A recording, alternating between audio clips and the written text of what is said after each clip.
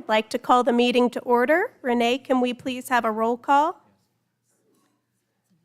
Mr. Brewer, Here. Mr. McDaniel, Here. Ms. McCowan, Here. Mr. Parker, Here. Ms. Byrd, Here.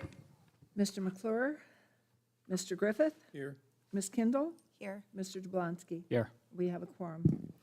Moving to the consent docket, we did have a comment for item 2, so I'm only going to read item number 1 to begin, and then if there is a motion maybe to pull item number 2 from the consent docket, we can hear that one separately with the audience comments.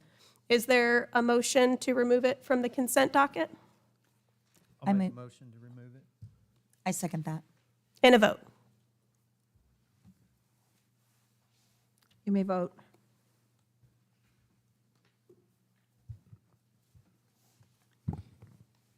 Everyone has voted, and the motion to pull item 2 passed 8-0. I apologize, I should have read the items first. So item number 1, consideration of approval, acceptance, rejection, amendment, and/or postponement of the minutes of November 9th, 2023 regular Planning Commission meeting is our remaining consent item. Any request to remove any remaining items from the consent docket? Does any member of the audience wish to remove any remaining items from the consent docket? Seeing none, I'd take a motion for the consent docket. I'll make a motion. I'll second. And a vote? Point of order. What was the motion for, to approve? To approve the consent docket, which is item 1, the minutes. You may vote. Everyone has voted, and to approve the minutes passed 8-0. Moving to item number 2, consideration of approval, acceptance, rejection, amendment, and/or postponement of SFP 2324-8, consideration of a short form plat submitted by Moonlight Ownership Company, LLC, and Alexander Pharmacy Enterprises, LLC, Golden Land Surveying for HTO Norman for approximately 0.66 acres of property located at 1807 and 1811 West Lindsay Street. Is there a staff presentation we could have for this item? It's prepared. Okay. Seeing none, is there, oh, go ahead, yeah, sorry. Todd McClellan, Development Engineer. I was just going to explain it, this short form plat, this is next to the Kentucky Fried Chicken, that's at Lindsay Street and McGee. And there's a proposed HTO going there. There's one similar there on Porter Avenue. And this is just to clean up the property there so it makes it a legal tract. It's going to be right next to Sooner Pharmacy, and then this will create 2 tracts, 2 legal tracts. Okay. Any questions by commission for staff? Okay. Seeing none, I'd move to audience comments, and I do have a comment for this for Stephen Ellis. I thought I signed it for 3 and 4. Okay. I'll change this for item number 3. Are there any other audience comments? Are there any other Planning Commission discussion for this item? Okay. Seeing none, I would take a motion for this item Move to approve. Second. and a vote. Oops. You may vote. Everyone has voted, and the motion to approve short form plat 2324-8 passed 8-0. Okay, thank you. Moving to item number 3, non-consent items, presentation by city attorney regarding Planning Commission role in a tax increment finding district created under the Local Development Act. Thank you very much. We'll take the staff presentation. Good evening. I'm Catherine Walker, the city attorney, and I'm here to talk to you a little bit about tax increment financing. I watch people click on the wrong thing all the time, try and get it right. So you all have probably heard we have a pending tax increment finance proposal, and there's actions that Planning Commission has to take related to that. So I kind of wanted to go over just generally what a TIF is and what Planning Commission's role will be. So a TIF allows a city, town, or county to direct the apportionment of an increment of certain local taxes to finance public project costs in order to stimulate development in the area. The increment is the increased value in ad valorem taxes, some percentage of that, and/or the portion of sales taxes collected in that area because of the project. It does not impose new taxes, it just takes that tax generation and uses that to fund project costs. So this is how that works. A TIF can last up to 25 years. So you have your tax levy and the base assessed value. We're always preserving that base assessed value for ad valorem to make sure we're just capturing the growth to fund project costs. At the end of 25 years, whatever that growth is, all goes back to the taxing jurisdictions moving forward. So when you designate a TIF district, you have to go through a number of steps. The first one, of course, is development of the project plan that outlines the project, what would be built, how it would be funded, and that is reviewed by a review committee. Once that review committee makes its recommendation, it comes back to Planning Commission. Then we have 2 public hearings with some very specific publication requirements, and then a council vote ultimately at the end. So this is what is in a project plan. It's quite a few things, but notable for the Planning Commission especially is it will include proposed changes in zoning, if any, and changes in the master plan and any impacts with city ordinances. And so that's really the Planning Commission's focus throughout the review process. The review committee is set by statute. You can see the membership here. It's appointed prior to public hearings, and they look at that project plan and determine whether they should recommend to council that it be adopted and approved. So the membership includes a representative of the governing body. That person serves as this chairperson. That's in our practice has been the mayor, and it's the mayor this time as well. And for you all, a representative designated by the Planning Commission. This is item number 4 on your agenda. And then representatives designated by each taxing jurisdiction. So the city council doesn't get to pick these people. The taxing jurisdictions get to make sure they have the representative they want on the review committee, just like you guys do. At that first meeting, 3 at-large members will be selected by the committee. The mayor, as chair, will present a list of 7 people, and then the committee will vote and select 3 from that list. So it's really just more of an organizational meeting. We don't get to the heart of the material until the second meeting when the new 3 members can be in attendance. Council created the review committee by resolution in late November, and so we need to appoint a Planning Commission representative so that committee can begin meeting. We think it'll begin meeting in January. We're still finalizing a project plan, and that work isn't quite done yet, so it's not quite ready to begin meeting, but after the holidays, I think we will start those meetings. The review committee, for anyone that wants to serve on it, will look at the plan, how it's going to be financed, and will provide information about the eligibility of the district, the financial impact on taxing jurisdictions. We'll project revenues over the life of the project plan, how it affects the taxing entities, and the appropriateness of the approval of the proposed plan and project. So that's all of the things this review committee is looking at. The review committee can recommend the project plan be approved, denied. They can approve it subject to conditions. And if council changes those pieces, it may have to come back to the review committee for additional analysis. So that review committee analysis is really important and critical as we move forward. This will also come to Planning Commission as a body for review. And like I said, you all will review the proposed project plan and make a recommendation to the governing body on the plan.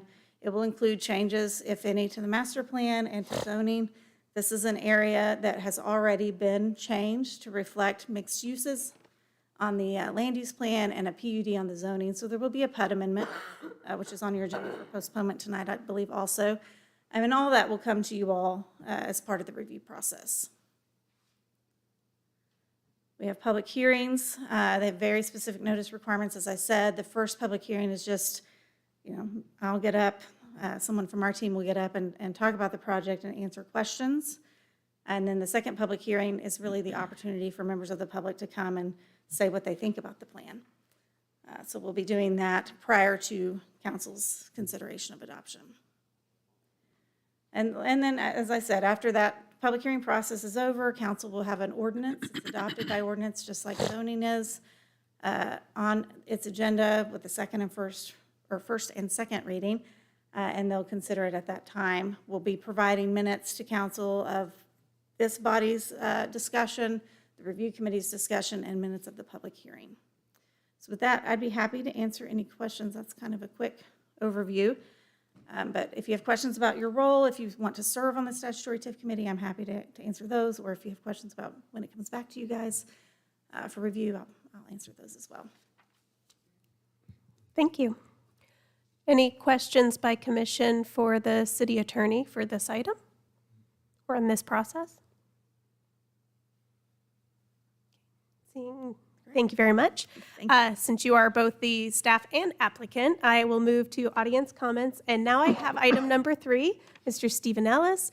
For anybody coming up to speak, I'll just remind you, just please start by saying your name and address. If you'd like a 30-second warning, let me know. Otherwise, I'll yield the full time to you for 3 minutes. Thank you. Warn me. Stephen Ellis, 633 Reed Avenue in lovely Ward 4. I'm a professor at the University of Oklahoma in the philosophy department. I do philosophy of economics sort of things. And one of my research interests is in economic development incentives, and in particular, tax increment financing. I've probably read the Local Development Act maybe almost as much as Ms. Walker, maybe half as much. I've read a lot, it turns out. So if you want to test me, ask me about the implications for school finance in Oklahoma. That's the paper we're working on right now. What I want to do tonight is direct your attention to Section 852 of that act, which is a set of guidelines or criteria that the legislature has given to people who have decision-making abilities with regard to tax increment financing. So if you join the committee, if you're the person who's elected in item number 4, or if you're going to be thinking about this proposal, which will come before you whenever they get it done, I want to suggest that you pay particular attention to criteria 2, 5, and 10 on the list of criteria in Section 852.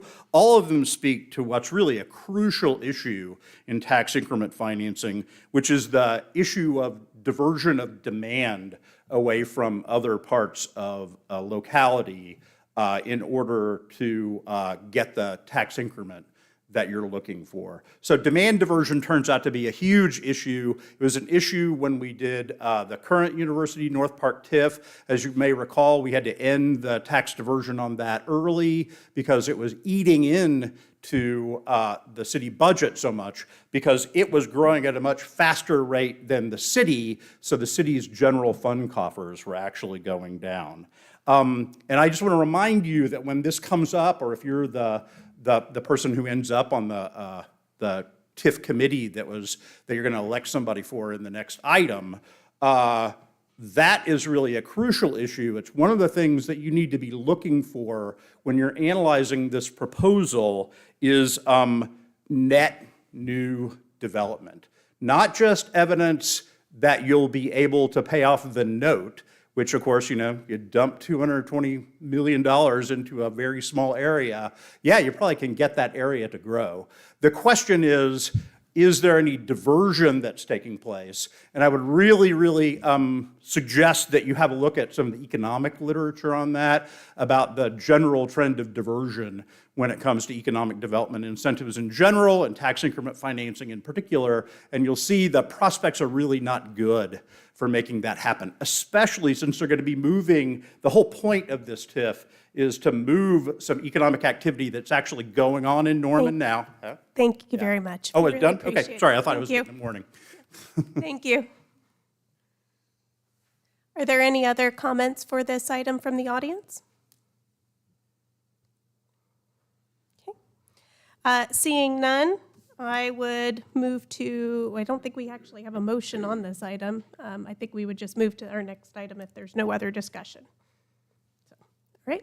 Moving to item number 4, consideration of approval, rejection, amendment, or postponement of Planning Commission's nomination and appointment of a representative for the University North Park Statutory Tax Increment Financing District Committee.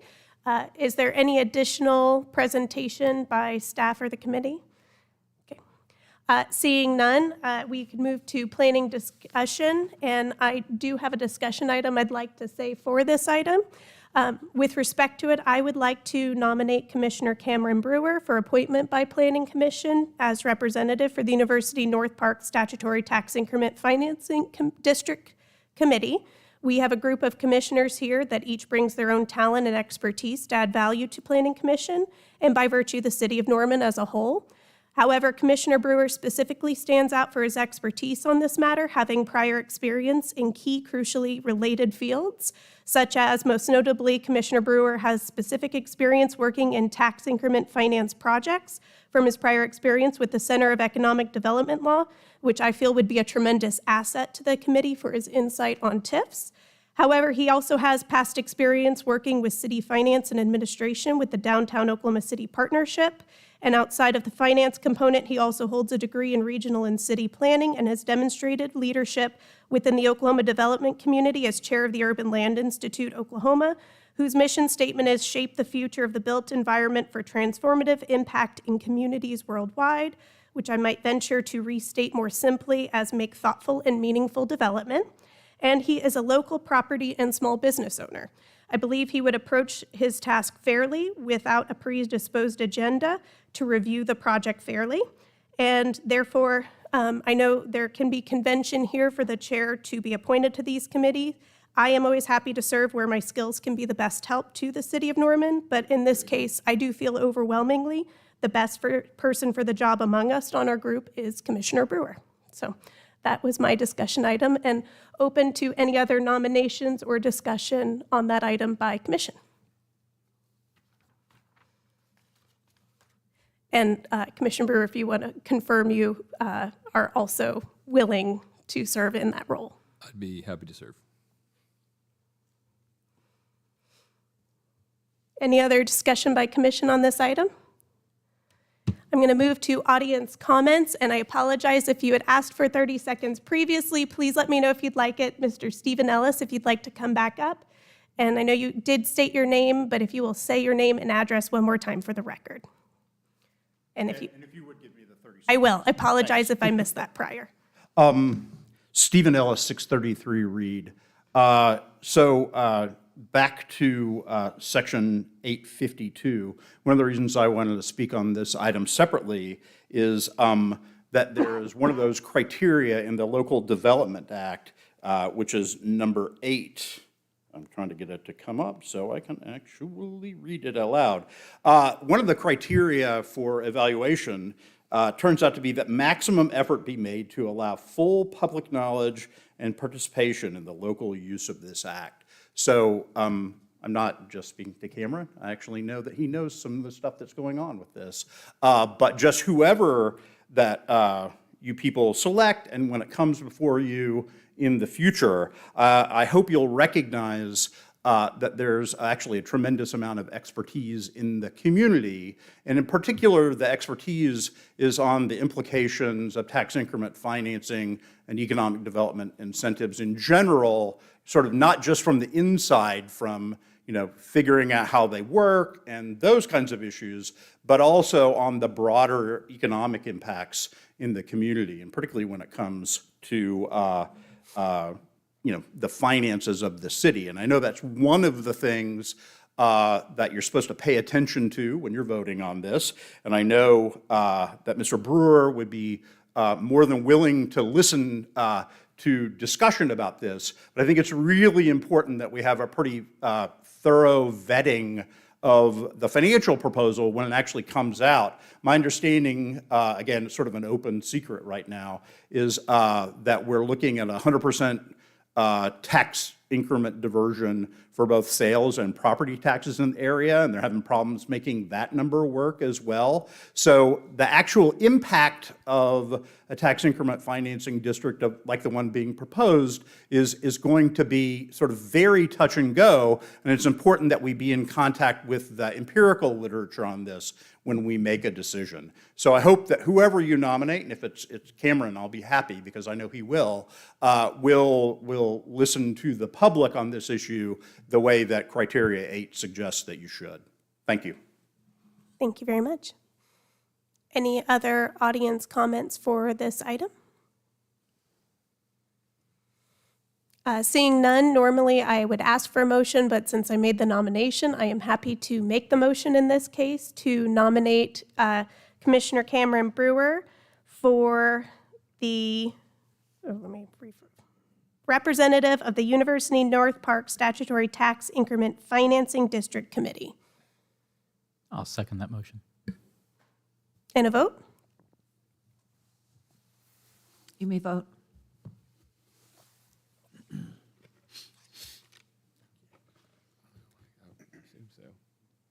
Everyone has voted, and the motion passed to 0 with 1 abstention.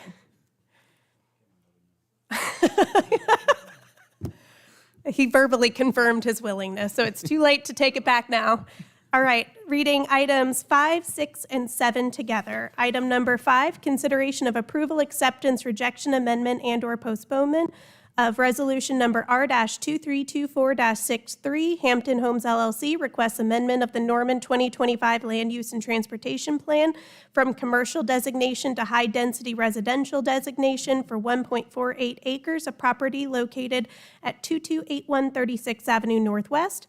Item number 6, consideration of approval, acceptance, rejection, amendment, and/or postponement of ordinance number O-2324-20, Hampton Homes LLC request rezoning from C1 Local Commercial District to SPUD Simple Planned Unit Development for 1.48 acres of property located at 2281 36th Avenue Northwest. And item number 7, consideration of approval, acceptance, rejection, amendment, and/or postponement of ordinance number O-2324-25, Campbell Investments LLC requests closure of a portion of a platted alley in lots 4 and 5, Block 1, Prairie Creek Addition, located at 2281 36th Avenue Northwest. Staff presentation, please. Hello, Laura Hoggett with the Planning Department. So I won't reread everything, but this is our application from Hampton Homes. So the existing Norman 2025 designation is commercial. The other corners of the intersection are commercial, and then surrounding that is low-density residential. They're requesting high-density residential for this tract. So it's also a rezoning to a SPUD and closure of a portion of a platted alley. They're actually wanting to realign the alley, which we'll see on the site plan. So it is currently C1, surrounded by C1, and then there's a R1 single family to the east. The subject tract is currently vacant. In front of it, along the frontage of 36 is the health club, and then the new car wash is just to the north, with single family to the east and the south, and then there's some new office buildings across 36.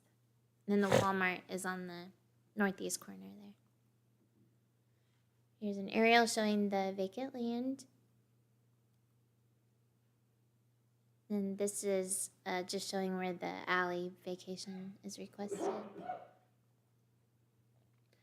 So here's showing the health club, and then it was kind of hard to see the subject property from the street. But this is looking north towards the Walmart, looking across 36, and then looking south. Here's a proposed site plan. So there would be 3 buildings that have 12 units in each building for a total of 36 units. Oh, sorry. You can kind of see the alleys wiggling a little to the west to be out of the floodplain more, to have parking. Here's the vacation. Then we did receive 1 protest letter for 0.92% of the notification area. The applicant is here with the presentation, and I'm available for questions as well. Thank you. Questions by commission for staff? Could you go back to the drive, that, where the photo shows the drive going out? Is there going to be multiple drives, or are they going to use a shared drive on 36? This would be a shared drive with the health club. And then they also have access to Rock Creek. I have a couple of questions regarding the vacation in particular. So perhaps you could help highlight for me how the alley will still exist. I was a little confused as to, is the plat being amended, or is there an easement, or how does there still maintain an alley going forward, for example, for the property owner to the south? And I did look it up, and it does appear the property owner to the south is also the applicant, but assuming it was a different owner, how would they still have alley access legally? Well, they're actually shifting the alley over to the west. Now, the alley itself will still maintain the utilities, and they're doing this so they can park where the existing alley is. So just think of it as the alley being shifted over to the west, and then it will continue south to the edge of their property there. And, you know, that's what this is for. So is it open to the public as an alley still? Yes. And maybe just as a clarification, what's the structure of that? Is it an easement, and is it a revised plat? Is it, because I didn't see the language within the PUD that made that open to the public. And maybe you can help me with where that might happen in the legal sense to know. So, yeah, go right ahead, sorry. Yeah, if you have the answer. Yeah, this is Mark Grubb. He's the engineer representing the applicant. Mark Grubbs, 1800 South Sarah Road, on behalf of the application.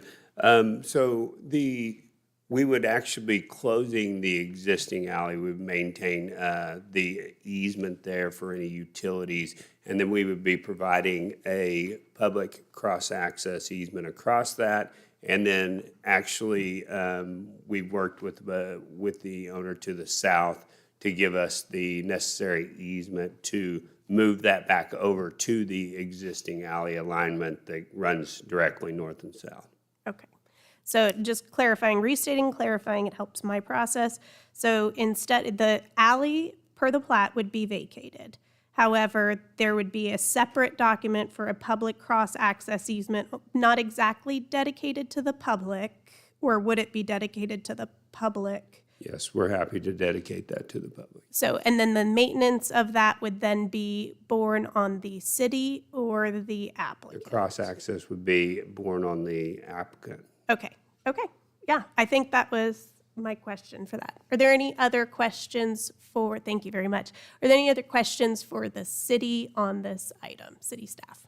I have a question. So it says 75% impervious area, but that picture doesn't look like 75%. It looks like way more than 75%. Am I not seeing something or misreading something? No, the applicant, they turned in a brief drainage report, and then they actually calculate that out. So it should be correct. But it looks like 3 buildings and then a lot of parking lot. Yeah, go right ahead. Mark Grubbs again.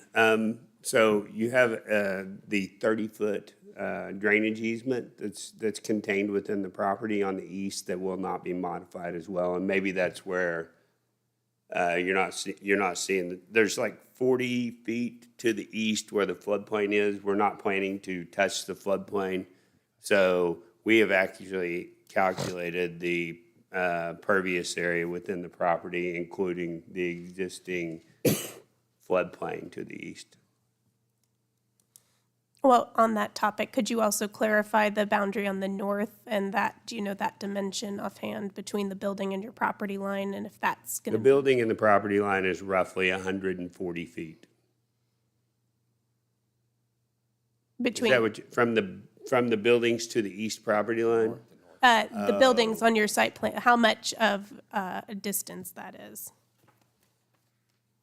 I would guess maybe 20-ish from the picture, maybe less. Well, 10. we've abutted it to the existing easement, which is 15 feet. Okay. So there's Commissioner- the 15 feet along the north, 30 feet, or approximately 45 feet on the east, and then any grass area that's around the buildings. Commissioner Jablonski, did that answer your question? It answers it. I just can't see it.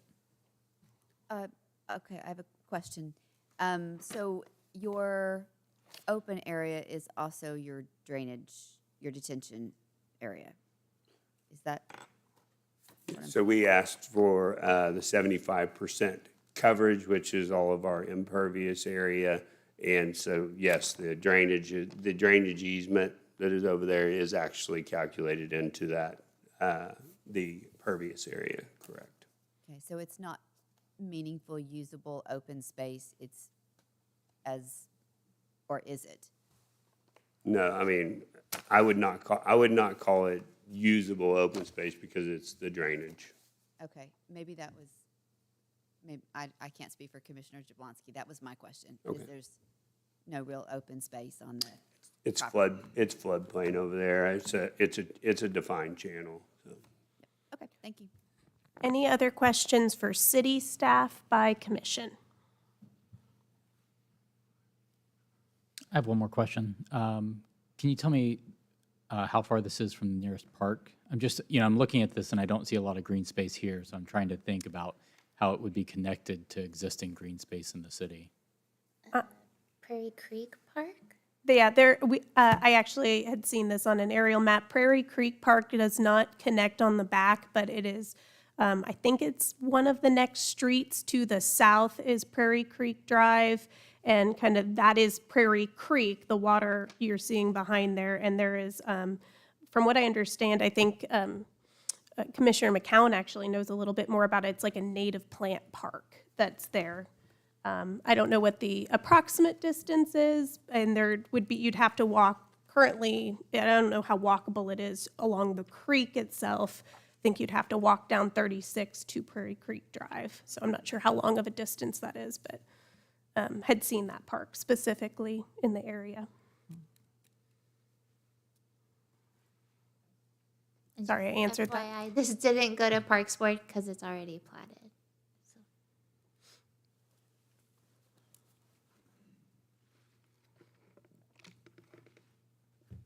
Any other questions by commission for city staff? Seeing none, I take the applicant presentation. And thank you for answering questions in advance. Mark Grubbs, 1800 South Sarah Road, on behalf of the applicant. So again, this is a small multifamily project, 36 units, with some amenities interior to that. The actual, I did in this presentation just include some pictures. Here with me is Fred Thomas of Hampton Homes, who is the owner. He's completed a project very similar to this recently in Edmond that shows has some of the elevations there if you would like to see them. If not, then that's pretty much the presentation, was just to have that information there if you would like to see it. So. Sure, I would love to see them. And how do I start this presentation? I cannot help with that. Then we're both in trouble. Left click, I have heard. Left click, all right, Maybe the other way. here we go. So this is just the site plan. This is the elevation of a building that was, that is comparative to what is shown there that was recently completed in Edmond. So it wouldn't be the same colors, but similar style there. And then I just included some of the finish of the apartments if you were interested, so. Other than that, I'd be happy to answer any questions that we haven't covered already. Any questions of the applicant by commission? You mentioned floodplain several times. Where's your detention on this site? So we would be actually, this is a area that is not, I believe it was not required to have a detention or the.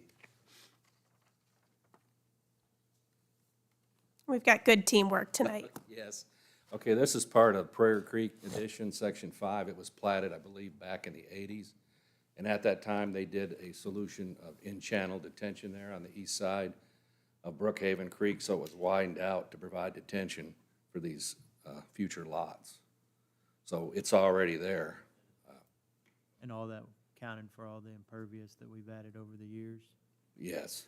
Of course, now today, by today's standards, we would never have approved that as part of a plat. But since it's already existing and that was the solution back then, this is what we have to do. Can I follow up? There have been some flooding issues on the west side before, downstream. Does this connect to some of those problem areas? I'm thinking of Potts Farm. I'm not sure how that connects. Well, this is actually in the Brookhaven Creek watershed, and what you're referring to is the Bishop Creek watershed. Okay. So this is a lot further west than that. Okay. Thank you.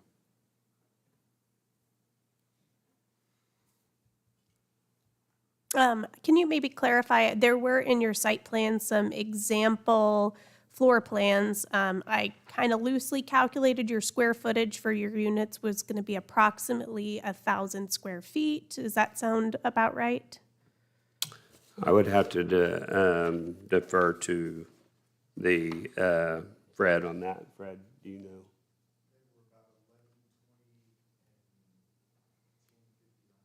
He said 1120 and 1059. Okay, great, thank you. Is there any possibility or any consideration for any smaller units also included in there? Are they all pretty much exactly like what we saw on there, or are there maybe any other floor plans that you guys have considered to possibly add additional units? Let me bring him up here to speak to that.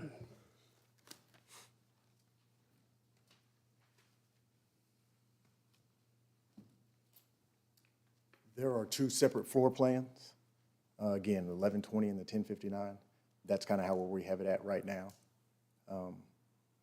Hadn't even really explored that option, just did our research in the area of what the apartments and what the condos and what we felt the need was in that area would be. And that's kind of what we came with the 2-and-2 structure for that area. Didn't think of many one-bedrooms. That didn't seem to be the demand when I talked to a lot of the other guys in the industry who were doing similar to what we're thinking about doing. They sold us to focus mostly on the 2-and-2.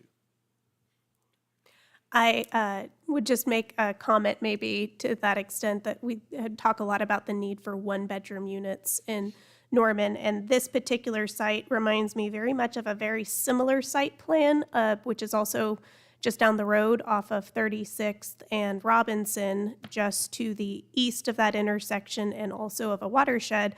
It's the Patio Apartments, has about similar number of units. I think it's in 4 buildings in there, kind of a intensive impervious use like what we're looking at here. The units in that are about some of them are 2-bedroom, but they also have 1-bedroom units within there. And kind of just makes a little bit more of an affordable option for certain people that may not need a 2-bedroom unit.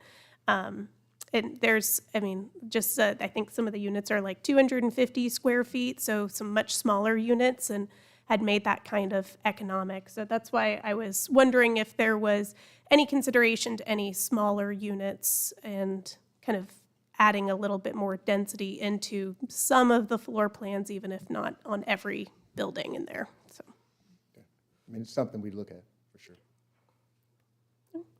any other questions for the applicant? I have one more question. There was a protest that was concerned with noise, and they suggested, landscaping or trees. Can I ask why landscaping and trees weren't put on that, along the creek area to help with light and noise? So there is the 60-foot drainage easement between our, and it's a little bit more than 60 feet now, and that floodplain over there, we're not intending to get into it with any development. We'd be happy to add trees along that into the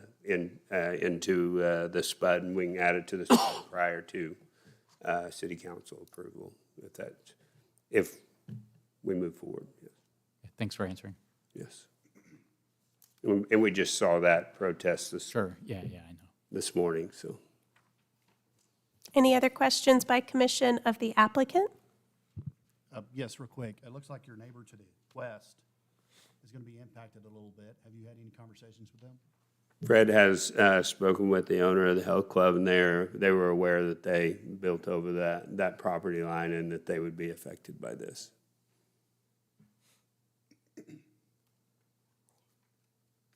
Any other questions for the applicant?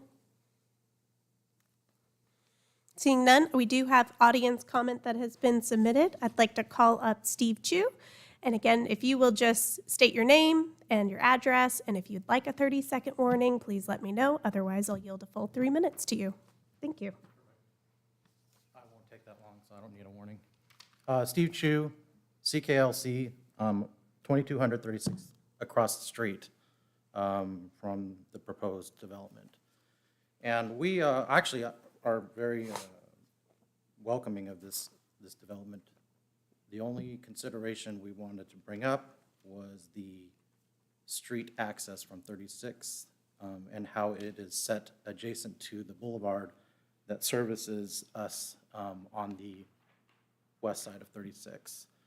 The proposed health, or the existing health club that's there, their access as it exists, and I believe if it's going to be access for the proposed development, would only add traffic to the existing access from 36, is set up to where it is just exactly what I would say wrong, being their very most northern curb is about 5 feet south of our very most southern curb, servicing us on the west side. So if you could imagine, if you could pull back a picture, but really the reality of it is the way that the access is.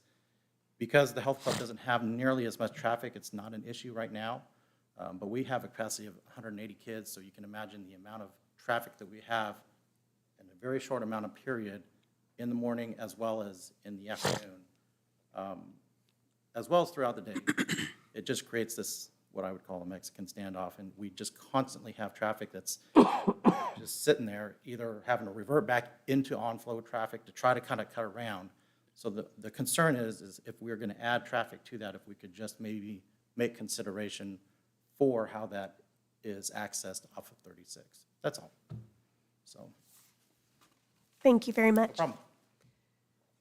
Are there any other public comment on this item? Oh, yeah, come right up. You just say your name and your address when you come up, please. And let me know if you want the 30-second warning. Sure, please do. My name is Jalal Farzaneh.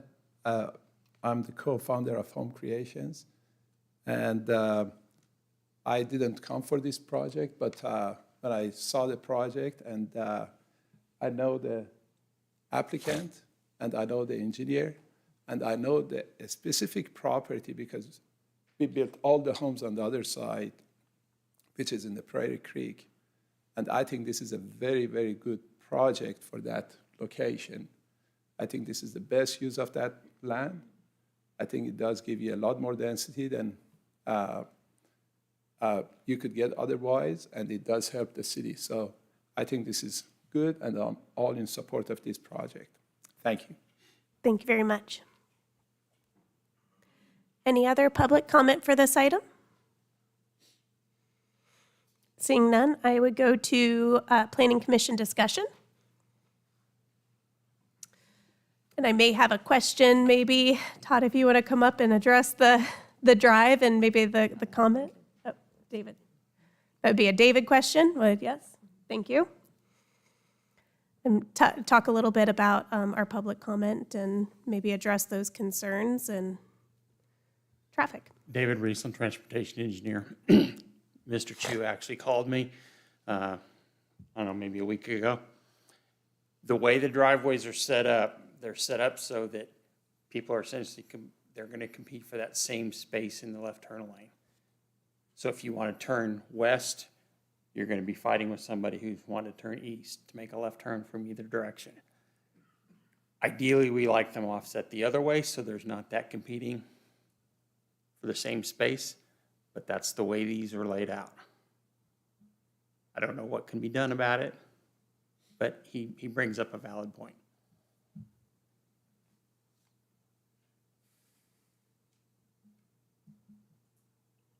Okay, thank you. And I think you kind of addressed, not sure what to be done about it, but I do see that they are a little bit offset from each other.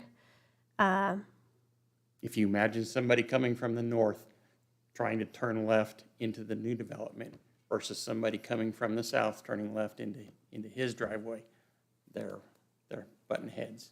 Got it.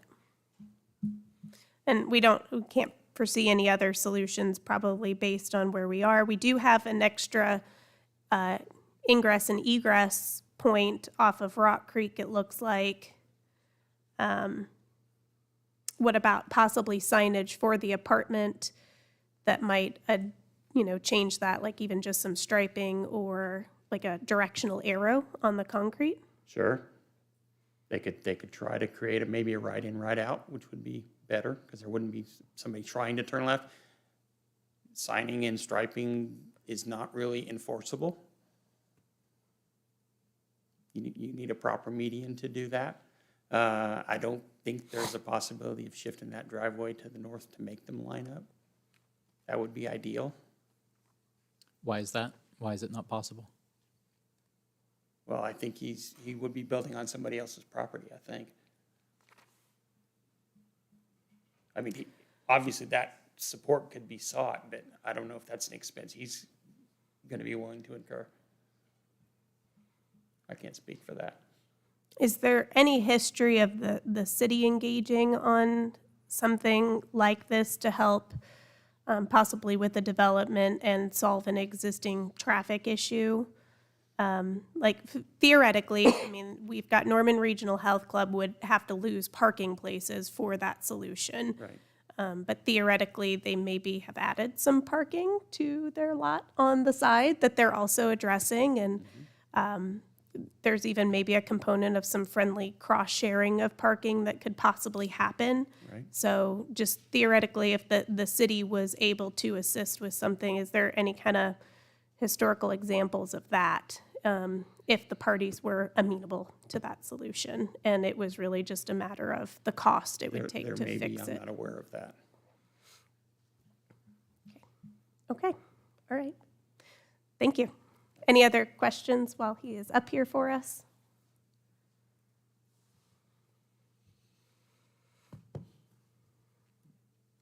All right. Any other planning commission discussion for this item? Is the drive that they're using, is it the one to the south? That existing drive, or are they actually? They're extending it to the street. Could we possibly go back to our site plan if anybody, Laura, sorry, or some, yeah, if you will click and get us to the site plan, so maybe Commissioner Parker can see from there.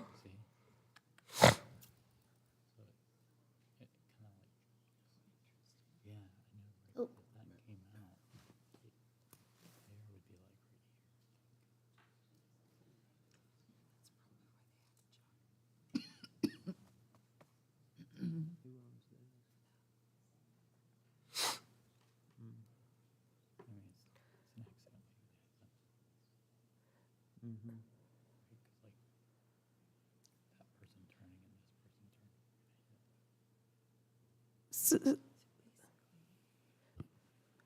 I'll just make a real brief comment. I think that the developer is going to have problems with the other pieces of property when they start developing that, especially when you start seeing the number of cars coming out. So it might not be a problem right now, but I think when you start adding density and developing that southern portion, I think that's going to be I think the city's going to have to look at that and see what we can do to fix that. In this alignment, if we had a curb cut following the parcel, our particular parcel, which looks like it's already kind of being worked out with the parking lots, would that more so line up with that neighbor across the street's drive? It kind of, I mean, it looks like it'd be close, but still a little bit, I think I can see their curb cut a little in this picture.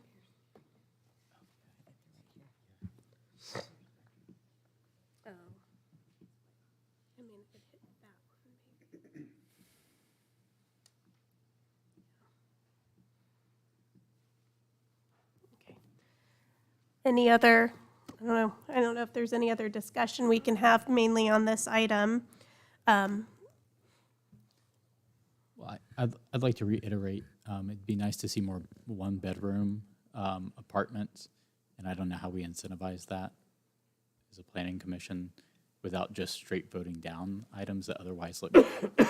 I do like that this gives some density and infill. I'm glad the applicant's willing to throw up some trees to block light and noise. I think that's great, and other landscaping. I looked on Google Maps while we were sitting here, and if you walk, it's about 2/3 of a mile from that Prairie Creek Park, which isn't too bad. If kids were there, they would take the creek, which cuts it about in half. So the park, open space for children is not that far away, and I like that it's pretty dense. I'd like to add to that comment, too, that this would be a much more intense and newer type of property to this particular area. We do have a lot of different styles of housing at this particular intersection in the greater room of it. I do wonder what will happen with the southern parcels, which are also have a common ownership, it appears. I don't know that I would like this same site plan 2 more times to the south to address, there was, Commissioner McCowan brought up the open space that I think there are plenty of situations where not having a lot of open space makes sense for certain people. It's not the only type of housing, but it's a different type of housing of what we have. We have other types of housing in this area that have different open space options, and this is just an additional option. I worked full-time and went to school full-time, and I lived at the patio apartments, which is why I remember exactly where it is. And I did not need any open space. I needed access to a highway, and I needed access to get to work and to school, and that's pretty much all I did. And, I loved living there in the meantime. So there's lots of situations for people. We talk a little bit about off-site amenities, and I like that the gym being so close, it's not controlled by it, but it's similarly an off-site amenity, just like we've talked about with Ruby Grant Park previously. And similarly, the patio apartments had a daycare that was right there, kind of off of it's not controlled by them, and it was a little La Petite over there too. So I think there can be some smart uses for these as almost these little pocket high-density units that don't necessarily need this huge swash of land to be at this high level of impervious area, but I feel like this one could make sense in this area. Would love for the city to engage a little bit on the drive concerns and the traffic concerns, because it sounds like it was already a concern. But I don't know that I would necessarily want to see this exact same thing duplicated 2 more times on the adjacent parcels that it appears that the applicant owns, or a party of the applicant owns.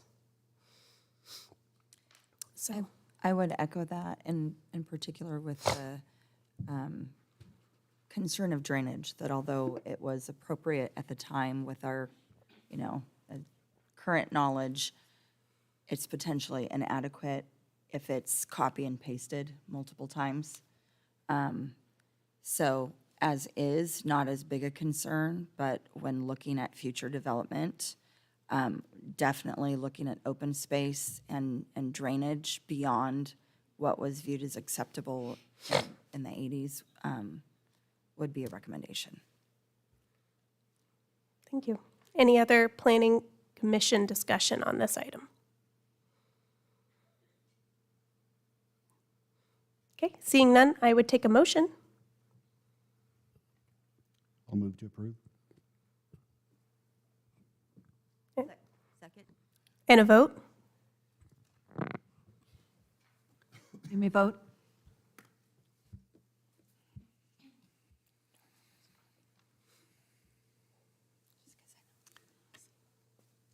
Everyone has voted. The motion carried 6-2. Moving to item number 8, consideration of approval, acceptance, rejection, amendment, and/or postponement of ordinance number O-2324-32. Cruise Inn Auto Spa LLC requests special use for bar, lounge, or tavern serving beer and wine in conjunction with the existing car wash for property located at 1235 West Main Street. And we'll take the staff presentation. Just a second. Getting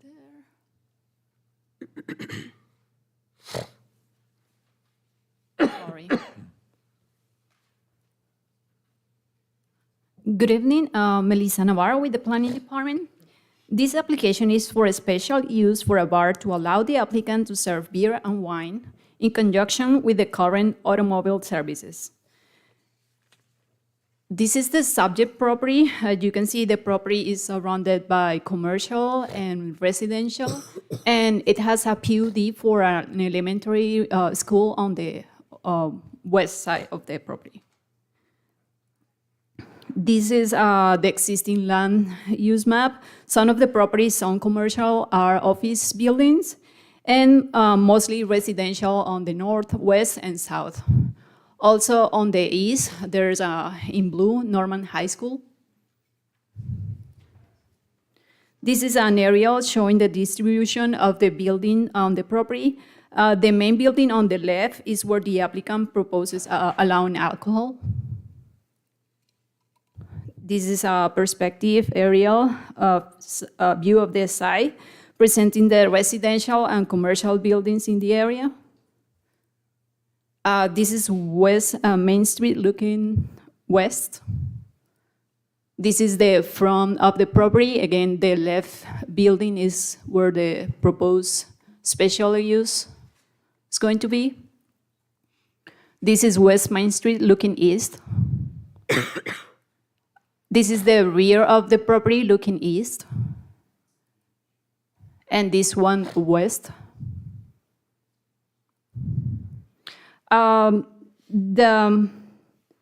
The applicant submitted a few pictures of the lobby area after some interior renovations, showing they already have a coffee bar over here on your left.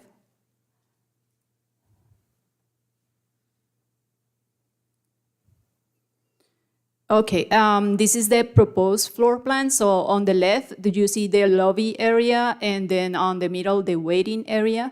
And on the right side, there's a future tenant area, and all the highlighted areas are where the applicant is proposing the special use. To narrow down the scope of the special use and address neighbors' concern, after the pre-development meeting, the applicant decided to add 4 conditions to his application. The primary income will come from the automobile services.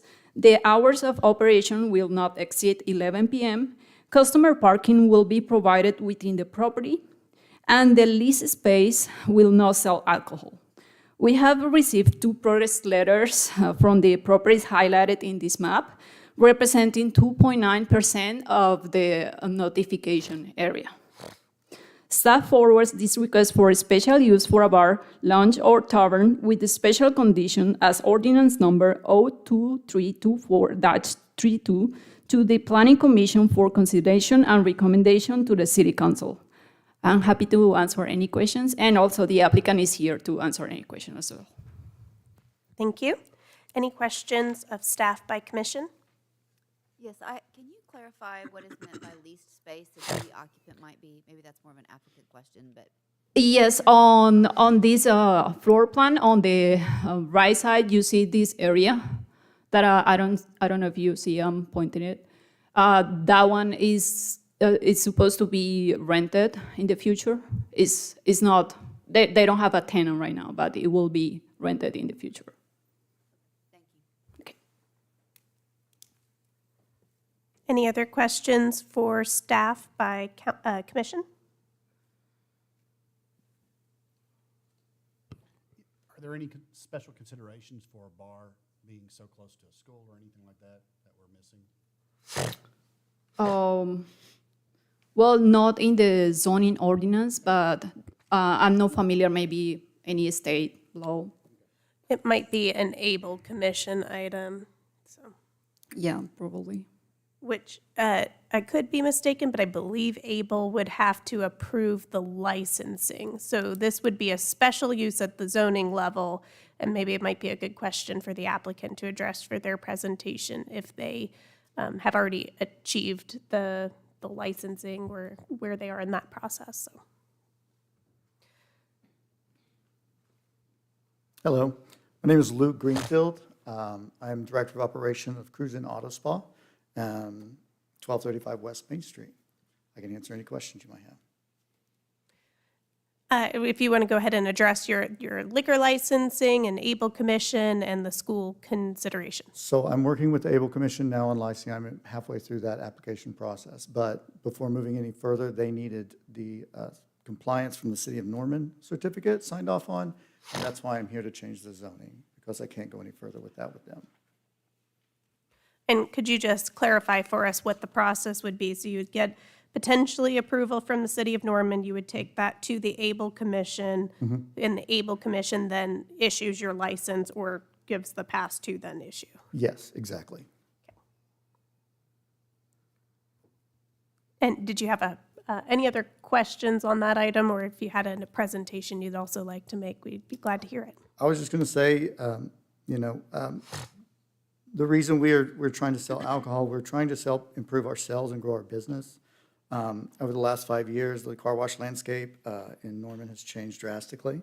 When I started there in 2003, there were only 2 car washes in Norman. There was the Auto Valet and Fast Lanes, and both were locally owned. Through the years, corporate car wash chains have moved into our area, and Auto Valet closed down years ago, leaving us as the last locally owned tunnel car wash in Norman. We have managed to sustain success over the years by being a part of the community and trying to offer more and more options. As the competition gets bigger and tougher each year, we strive to set ourselves apart from them in any way we can. With the sale of beer and wine, as well as putting in a nail salon in our leased space is what we're trying to do in the future. We're striving to be a special place that customers can go and relax while we take care of all the car maintenance needs. We got the idea. We know that theater chains implemented alcohol sales very successfully into their revenue streams years ago. We've seen Whole Foods now put bars and pubs inside to where you can drink while you shop. Currently, Trader Joe's, Albertsons, and Kroger are all in the process of adding the same things into their grocery stores. More and more, it's just becoming more commonplace to offer these items for customers. And I think the stigma of the alcohol is kind of fading, and we're not trying to put in a seedy bar or, up the crime rate in our area. We're very taking our neighbors' issues very seriously. I talked with them at the pre-planning meeting, and we submitted our conditions that hopefully will appease some of their concerns.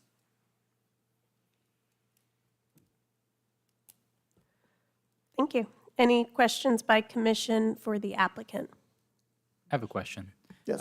So there was a concern from neighbors about the alcohol use, and so you limit it to the hours of operations not exceeding 11 p.m. Yes. Car wash stops at 6 p.m. Car wash, yes, you're right. Car wash stops at 6 p.m. As we discussed in our pre-planning meeting, we do plan to extend our hours to 8 p.m. In the spring or summer of '24. And we have no plans of extending past 8 p.m. on our normal hours. I did want to leave a little wiggle room because there are events we do during the year, like our haunted car wash tunnels. There are a few items like that every year, company parties, things that on occasion we might want to stay open until 10, but not regularly. Thank you. You're welcome. What's the average amount of time that you want a customer to be on your site? Our average customer wait time is 45 minutes on a busy day. It can go down about 30 minutes. And we have this plan of, we're just here to serve the customers that are getting their cars serviced with us. We don't have a lot of parking on our site. We do have enough, but we're not trying to make it to where people will come just to drink at our car wash. A follow-up question to that is, what is your longest service you provide? And how long, what's the longest somebody could be on site? The longest somebody could be on site is 5 hours if they got a complete detail with us. But And then they would drive home. now, like any restaurant or anything, obviously we're not going to serve people to the point that they appear intoxicated. And we've even talked about policies implementing just to be safe of no more than 2 drinks per customer. And we have yet to finalize those policies, but we have been discussing it. Most of our detail customers drop their cars off. They don't want to wait in one place for that long. This might be a city question, but is it possible to put a restriction like that at the zoning level? I think we probably could if we can do something, if we can do the special use, but that might be, as far as 2 drinks per customer for the intent of what you're trying to accomplish. I think it just problematic visual of drive away after having drinking. So that's maybe something that might kind of cap that at the zoning level. We appreciate company policies, and not that you would not honor those things too, but keeping in mind also our zoning changes, this one's a special use, so it would be stuck with the particular applicant for point of reference. So this is not like a permanent zoning change the way a PUD would be. This one's a PUD? This is permanent. I thought it went with the applicant. Okay, Jane has whispered and clarified. This actually does go with the property. So if a major chain buys you out, hopefully never, but if it were to happen, the restrictions that we attach to the property stay forever with that site, versus your policies would leave with you potentially. So when we make these zoning changes, my mistake I thought that was a applicant specific, so. Yeah, please do. Jane's gonna clarify that for us.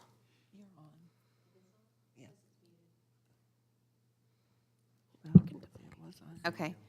So technically it goes with the property, but you as the applicant, you carry this special use as far as the city's concerned. So if you do sell it, I buy the property, I'm still going to come into the city and I'm going to say, I want to continue this special use. City staff will go to the site, verify that they're still doing what was approved with that special use.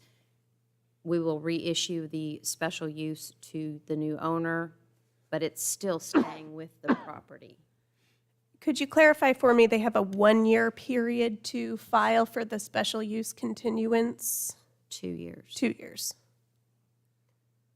Okay, so it's potentially can roll off or potentially. Is there any additional planning commission consideration for those continuances of special use, or is that at an administrative level? It's administrative. Thank you for that clarification. Sorry, I know it's. So partially attached to the applicant, however, can be transferred for a period of 2 years after a conveyance. Do you know how many feet exactly you are from the high school? I know it's about 450, 500 feet, I think. Okay, so you're over the 300. So our approval is not constituting or creating a written permission to break the 300 feet. Okay. And ABLE will also measure that. We have some similar things in our ordinance for measuring for special uses. I don't know if that's property corners, front doors on there, but It's property line to property line. So considering the high school goes right to the, what is that street? Barry. Barry, thank you. And really, mentally, I thought you were further down when looking at an aerial. You're pretty close. That's why I asked. So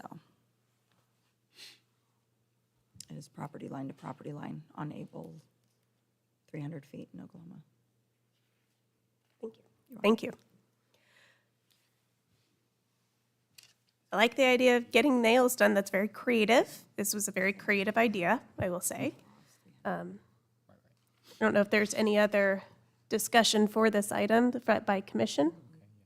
I'm just assuming that this may be obvious, but it's not going to be a drive-through bar. No, it will not be. As the map shows, the site of the main building there, that is our customer waiting lounge. It's going to be restricted there. No alcohol will leave we don't have a patio. We're not allowing it outside. And no drive-up service. In my application, I also, the residents were concerned about my lease space and who I might lease it out to. I told them my plan is a nail salon there. I want alcohol to be able to go into that area, but it will never be sold from that area. Appreciate the honesty for that. Any other questions for the applicant? Seeing none, I would move to any audience comments. Thank you. If there are any. And seeing none, any other remaining Planning Commission discussion? And if none, Oh, I was just gonna say,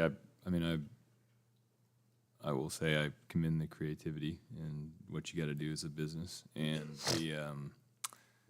I think there's precedent for, a mix of alcohol with other things going on. I mean, there's mention of movie theaters and other things. And so, ultimately it is up to the business that has some liability to not overserve customers, and that's part of your ABLE licensing. So, that's, that carries through with any bar, in my opinion. And so, ultimately the responsibility of those who are making the decision to get in a car and drive from there.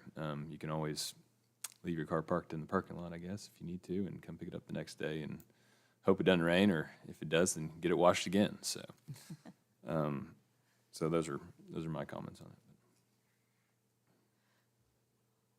I think my only remaining comment is just the zoning change that continues on, and if this applicant, we understand what they're doing, but what is the maximum somebody else could do with that site? And I think we've made some good clarifications about a full bar versus what is being proposed here, but having some restrictions, and I don't think it would be uncalled for to have some sort of a serving limit that was more formalized in some way, somehow. I don't know if it had to be through this zoning specifically, but something to that effect, maybe with ABLE. I'd love to see some cap on that for the sake of, not being put on the map for Norman, Oklahoma, for encouraging people to drive away after drinking. So that's my main comment on that, and also not ending up with a full bar on that site in the future.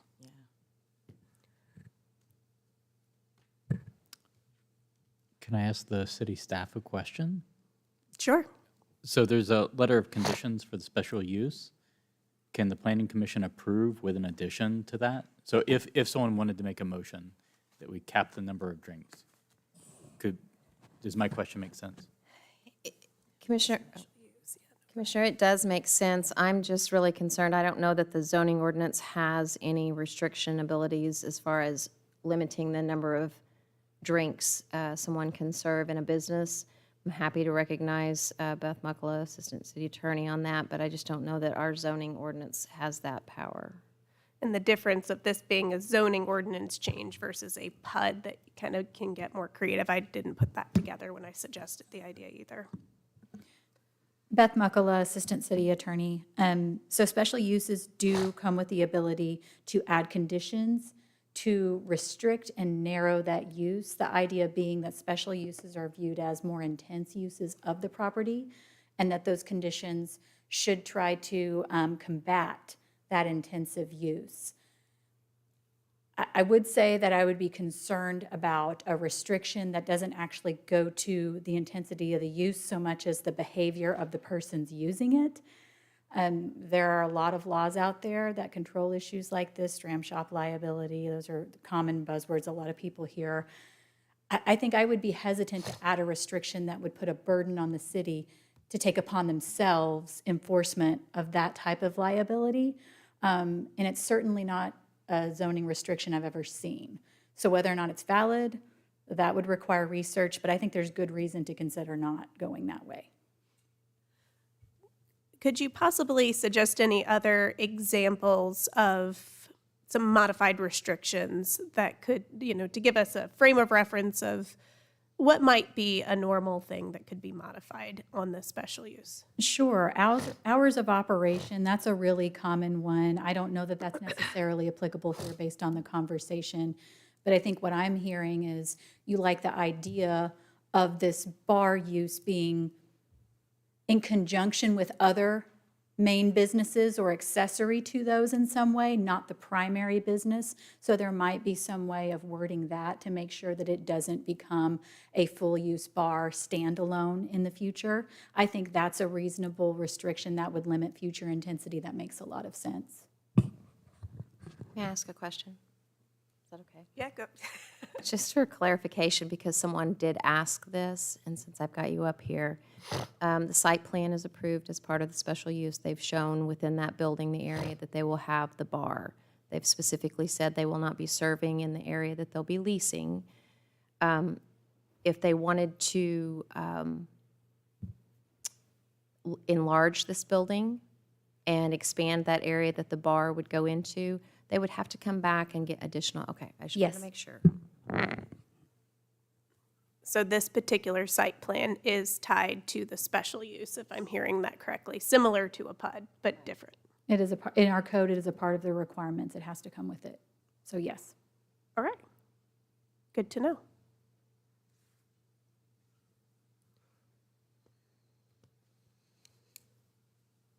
Okay. All right. Any other discussion?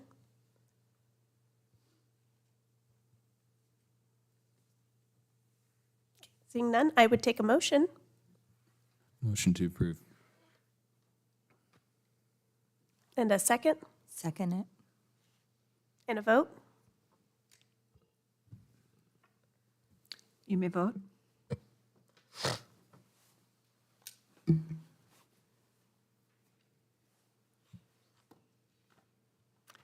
Everyone has, motion carried 8-0. Moving to item number 9, 10, and 11. This has been requested for postponement, but I will read them anyway. Consideration of approval, acceptance, rejection, amendment, and/or postponement of resolution number R-2324-75, Shaz Investment Group LLC requests amendment of the Norman 2025 Land Use and Transportation Plan from low-density residential designation to commercial designation for 25.12 acres of high-density residential designation, 14.82 acres for property generally located near the northeast corner of Indian Hills Road and 48th Avenue Northwest. Item number 10, consideration of approval, acceptance, rejection, amendment, and/or postponement of ordinance number O-2324-27, Chaz Investment Group LLC, request rezoning from PUD Planned Unit Development O-1011-43 to C2 General Commercial District, 25.12 acres, and RM6 Medium Density Apartment District, 14.82 acres for property generally located near the northeast corner of Indian Hills Road and 48th Avenue Northwest. And item number 11, consideration of approval, acceptance, rejection, amendment, and/or postponement of PP-2324-9, consideration of a preliminary plat submitted by Shaz Development Group LLC, SMC Consulting Engineers PC for Whispering Trails Edition for 39.94 acres of property generally located near the northeast corner of Indian Hills Road and 48th Avenue Northwest. The applicant has requested postponement to the January 11th, 2024 Planning Commission meeting. As a point of order, can you remind me if we need to make a motion for that? Yes. Yes, okay. So unless there are any other discussion or audience comments for this item, I would take a motion as to this item. Motion to postpone. Second. And a vote. Point of order, don't we need to specify the date we're postponing it to? Yes, January 11th, 2024 Planning Commission. But in the motion, right? Oh, would you like to amend your motion? Yes, let me find the date. January 11th, 2024. Motion to postpone to January 11th, 2024. Second stays. Okay, and a vote. Thank you for the point of order. You may vote.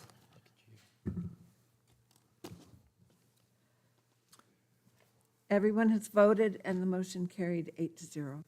Moving to our next items 12 through 15 to read together. Item number 12, consideration of approval, acceptance, rejection, amendment, and/or postponement of resolution number 2324-83 Wigan Properties LLC's requests amendment of the Norman 2025 Land Use and Transportation Plan from mixed-use designation and low-density residential designation to mixed-use designation, change from future urban service area to current urban service area, and removal from Special Planning Area 7, SPA 7, for approximately 151 acres of property located east of US Highway 77, south of East Cedar Lane Road, and north of Post Oak Road.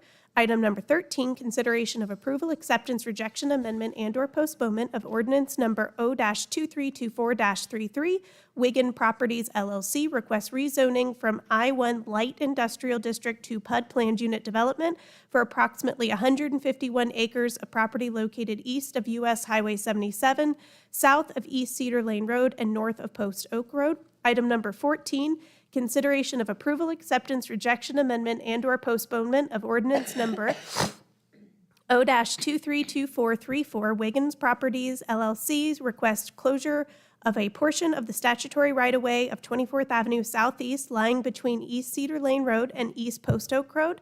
And item number 15, consideration of approval, acceptance, rejection, amendment, and/or postponement of PP-2324-11, consideration of a preliminary plat submitted by D. Allen Hawes, Inc. and Ark & Co. Development LLC, Grubbs Consulting LLC for Liberty Point, a planned unit development for approximately 151 acres of property located east of US Highway 77, south of East Cedar Lane Road, and north of Post Oak Road. And I'll take the staff presentation. Hello. I won't reread all of those for you. The map helps show it a little better. So the western portion of this property is currently mixed-use designation with low-density residential designation. On the east side, so the whole thing will be mixed-use after this, and you'll see where the diagonal lines are. That's the future to current urban service area request. And then the area to the west that's outlined with the black is the special planning area 7. So they're requesting to just be mixed use and removal from the special planning area and current urban service area. Okay, and then we have our rezoning request, closure of statutory right-of-way, and a preliminary plat. And I have some notes about some cleanup items we have. So in your packet, you saw some letters of objection from utility companies. Those have all been withdrawn. So there's no longer an issue there. The utility companies just want to maintain their rights to their easements in the right-of-way. And then I'm just going to read from my notes for the next part. So for item 15, the staff report for transportation impacts stated the recommendation is approval. This is based on the traffic report submitted, which consisted of 2 curb cuts, State Highway 9 and 1 on Post Oak. As you'll see in the PUD narrative, the site plan has a total of 9 curb cuts, 2 assessed in the traffic report with 7 new. None of the cuts have received final approval from ODOT. The traffic staff report recommended approval with the general understanding that typically the 2 cuts would be approved by ODOT, Oklahoma Department of Transportation, in case you don't know. And the site development plan included with the preliminary plat is not a currently approvable site plan. If the applicant requests to go with the previous site plan of 2 cuts on 77, then the recommendation in this traffic staff report is accurate. So I will carry on. The entire parcel is currently zoned I-1. They're requesting to go to PUD. To the north of this is the Lynx Apartment PUD, and then Destin Landing is to the east. There's a variety of zoning districts across Classen. The subject tract is currently vacant. Here's an aerial showing the vacant property. This is the statutory right-of-way closure request area. And here's an aerial kind of showing just a general idea of where you are. The new Walmart and the car wash are to the northwest of this. And then down to the south is Noble. And then here's part of the preliminary plat. Another part. in the final part. And here's the site development plans. They have commercial uses proposed along Classen, and then an RV resort destination. On the eastern part, there's an adventure park with open space. I'm sure Gunnar will go over more of that. And then here's the green space exhibit. Okay. And then the applicant does have a presentation, and I'm available for questions as well. Any questions by commission for staff? And will you just clarify one more point about the curb cuts? So there were 9 originally. Sorry, so the traffic study that was originally submitted was a site plan that just had 2 curb cuts. Right. Since then, changes were made, and they're now requesting 9. But the traffic study that was conducted was based off of the 2. Okay, thank you. Thanks, I appreciate that. Okay, we're ready for the applicant presentation.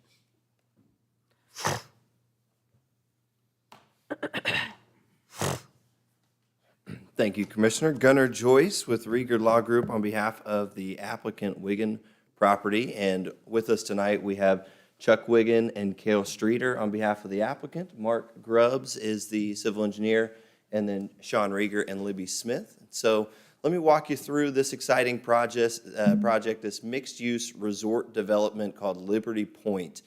This is the location where we're at, and just east of Classen Highway 77. We're north of Post Oak Road. As you can see there, that dashed blue line is actually the city limits. So if we go south of Post Oak Road, we are in the city of Noble. To the north is the Lynx apartment. And just to the west of 24th Avenue, sandwiched between 24th and Classen, I know looks familiar to you guys. That's the Armstrong Bank development project that you approved very recently. This overall is 152 acres. And just as Laura went through, and Commissioner, as you read those 5 items, we got quite a few things to talk about and vote on tonight. And so here's a zoomed in aerial of the 152 acres. This portion over here is the 24th Avenue that'll be vacated.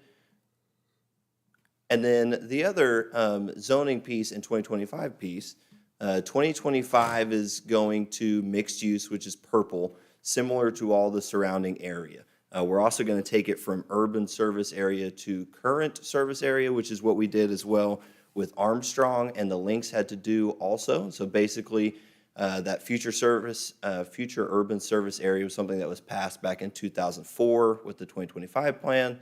As time has gone and more development has gone to this area, it is more appropriate to be in current urban service with all the utilities and necessary infrastructure in place. And zoning right now is I-1, so the whole property light industrial district. The proposal here is for that mixed-use resort PUD. The preliminary plat, we've got 3 slides that show it since we're 152 acres and it's kind of an odd shape. So this is that frontage along Classen Highway 77. This is the middle of the property just to the east of what is going to be that commercial out parcel. This is now the heart of the resort. And then this is the lower kind of southeast corner of the resort. And then you see the last little bit of that commercial out parcel along kind of the Post Oak and Highway 77 frontage. Here is the overall master plan. This is something that's required to lift the special planning area 7. Same thing we talked about when we did Armstrong, is you have to bring all of your ownership with one master plan and show that you have a cohesive and compatible development, and that is the case here. It's a very exciting, as you see that green space is the resort, and then all of the out parcels will be future. That's kind of the last end of development here, but the allowance is for some commercial, some mixed uses, some office that can really be compatible and offer services to the guests at the resort. Just calling out here again, 24th Avenue. That's the last little item that will be voted on tonight, is that vacation. As Laura mentioned, we had 3 letters. Those are utility companies that have facilities in place. This is very common when we go through the vacation process. It's a very long process. You guys are the very first start of a vacation of an easement. We go through the city, and then after this, we have to file an action in district court. And then all these utility companies that have improvements in the easement will file a document that basically is called a reservation of right. And that is equivalent to what they filed with the city, is saying we want to reserve our rights. If their improvements ever have to be relocated, it's at the developer cost and expense. And so you saw a letter that said that. I reached out to all three and asked for clarification that they're not objecting to the project. They just want to reserve their rights. All three very quickly said, yes, that is the case, and gave you emails and letters evidencing that. And so when we go to the district court process, we'll get a decree, and in the decree, it'll say that all other utility companies that don't have improvements right now are foreclosed, and those three reserve their rights until such time at a later date if they are relocated at the developer expense. It's very technical, but basically, I know those letters might have seemed to raise alarm bells. They're very normal. It's what we get all the time, and all three of them very quickly rescinded any notion of an objection to the project. So this is what we're talking about here. That's where 24th right now intersects this site, and it'll be closed, and a new kind of arm off 24th will go get to Classen. It kind of takes out that little, not very natural, usable triangle piece and gives us more usable commercial frontage along the highway. I want to call out as well, as you see here, this resort, and we'll go through in a second here some of the amenities you can expect to see, be highly amenitized, and I think the most amenitized aspect is going to be low impact to the existing natural features. And I'll go back real quick to show this is a heavily wooded site, a lot of trees. That pond right there will be a massive amenity and feature in this project. As you can see, that pond there actually gets bigger and is going to be used as detention for the project, but also a massive amenity and can be used for water sports. There's kind of a sand entry proposed as one of the amenities. So the natural conditions that exist today are something that are really going to be featured prominently in this resort. There is approximately 54.5 acres throughout the site of open space, and that's basically dedicated open space. There will be more landscaping within the site as well. There is a 100-foot easement that exists today that runs along the east border of the property. So when you look at the east corner there, that's 100 feet of space. We have additional items at the very end that I'll bring up. That there's going to be even more than that 100-foot easement, additional landscaping that can buffer to the east and serve again as kind of an amenity to the project. And we'll call out here a staff report quote that really drives this point home. It says the applicant is utilizing the landscape as an amenity. It includes an aerial adventure park, which you'll see more images of in a second, and trails around the pond. Much of the proposed development will be a low-impact use on the land that is left in its natural state. So this is a very natural, very heavily landscaped resort to kind of get that high-end feel that you would see at a resort, a destination. Excuse me. This also, obviously, this is a continuation of that quote. This will help create a buffer between the residential uses to the east. So let's talk about some of these amenities. This will be a very highly amenitized resort. As you can see there, gated with security, a lot of barbecue grills and pits, pavilion, free shuttle to and from OU home football, softball games, dog parks with dog washing stations, laundry services, 24/7 comfort station with showers. These are basically very, very high-end fun attractions. Free Wi-Fi throughout. I'm just going to list a couple of them. Mini golf, there's an amphitheater, great lawn, bike rentals, lots of pools, clubhouses. There's pickleball courses. There's a lot of typical resort amenities that you would see. And here's some conceptual pictures. Again, this is the ideas that they will bring here. It's kind of that resort-style pool, resort-style kid pool, and then Also services, I know there's mixed use and commercial as part of the out parcels, but there's services and commercial and restaurants within the resort as well. That's what you see here with kind of the marketplace, coffee shop, restaurants. More pictures that kind of highlight the natural amenities that you could expect to see. And I like this picture down here at the bottom that really calls out that the RV parking spaces aren't just, you know, a parking lot. We're not going to have a parking lot where you see those parking spaces. It really is intended to preserve as many trees as possible and kind of lean into an outdoor camping feel when you come and park your RV at the resort. There's going to be an aerial adventure park, so zip line and really utilization of all those existing trees on the site as well. This is one of the attractions I think they're most proud of that is a great use of space that can be entertaining and active without having to chop trees out. So I think this is an excellent idea that allows us to, again, keep the natural landscape. Let's talk about the site. Very close proximity to OU's campus and their athletic facilities. It's a 10-minute drive to the stadium. I have the SEC logo there as well because I know, as is the talk around the town, OU now officially in the SEC. I think college game days are something that could be more prevalent. So we've had those for a long time, but OU playing Alabama, OU playing Florida, OU playing Georgia, very likely to bring in a lot of RV traffic, perfect for this resort. So a quick summary here, highly amenitized resort destination with commercial out parcels. It's a 10-minute drive from the stadium and a very low impact on the natural features of the site. With that being said, we are aware that there was one protest from owner of Destin Landing. The Farzani family reached out to greatly appreciate the opportunity to meet with the Farzani family late this afternoon, to the credit of the applicant and the Farzani family. We have basically 9 conditions we'd like to friendly put on the vote for approval tonight, subject to these 9, which we will take tonight and kind of draft into the PUD and iron in to kind of more binding than my yellow legal pad. But we'll put it in the PUD as well before we get to city council approval. So I'll read these off. I'll go slow one by one, and this paper is welcome to be yours. We make sure it's in the record tonight. But the first one, and again, I mentioned specifically it's an RV park or an RV resort. It is not in any way an RV mobile home park where this is kind of long-term. So the first condition would be no mobile home park, something we can draft in there as the allowable uses and ensure. The second one is no manufactured housing east of the pipeline. And when I say that, let me get to the good blown-up site plan here to clarify.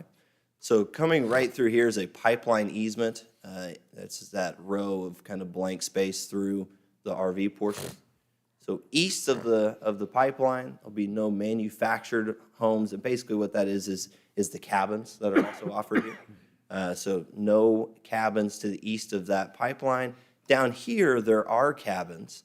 And so for the southern portion where there's cabins shown, there'd be no manufactured housing within 200 feet of the property line. So we're measured from this east property line 200 feet. That will move that cabin portion in the south over to the west. So those are the first 2. The third one is an extra 50-foot landscape buffer along the east. This is 50 feet to the west of that 100-foot buffer that exists today, that 100-foot easement. So in effect, it'll be 150 feet from the property line. That'll be 100 feet of that easement. It'll be 50 feet of landscaped buffer. Number 4 is a limitation to short-term rentals, and that is 3 months maximum with 1 3-month extension, and that is to ensure that this does not become a long-term, again, any mobile home park long-term stay. The 5th one is quality control. These are basically something that Wiggin Property, the applicant, is happy to do is impose quality control on the type of vehicles that come in. What is in thought right now is a restriction on ensuring good material and condition of the RV that comes in, and that it is less than 10 years old. So we'll put that quality control restriction on the project as well. 6, this is kind of in tandem with that extra 50-foot buffer, but 6 is a commitment to move the dumpster and parking lot up here to the west. And so this whole thing is going to get bumped. We're going to move the dumpster and parking lot piece to the west 50 feet with that landscape buffer. Number 7 is with the development of Destin Landing, which is to the east. On this preliminary plat, we will show at a mutually agreeable location basically a mutual cross sewer easement on the plat that both parties could use sewer connectivity between the two of them. 8 is to extend a water line down to the southeast corner. This will be within the statutory right-of-way that exists, so extension of a water line to the southeast corner. And the last one, number 9, this is more with city staff as well. ODOT approval of curb cuts on Highway 77 to be finalized before city council vote. So those are the 9 conditions there. And Eric, I know Commissioner Byrd, you were writing all that down, but I'm happy to give you this piece of paper as well. You may give that to Renee. Thank you. Sounds great. So with that, it's my understanding, and Farzana here, family is here as well, but no protests of this item. So happy to take any questions that you have. Can I ask a quick one? Normally, when y'all do green space, you eke out as much as you can, and here it looks like you've got a lot of white that could have been green. I was just curious why it was not, kind of tucked in to get up to like 70% green space.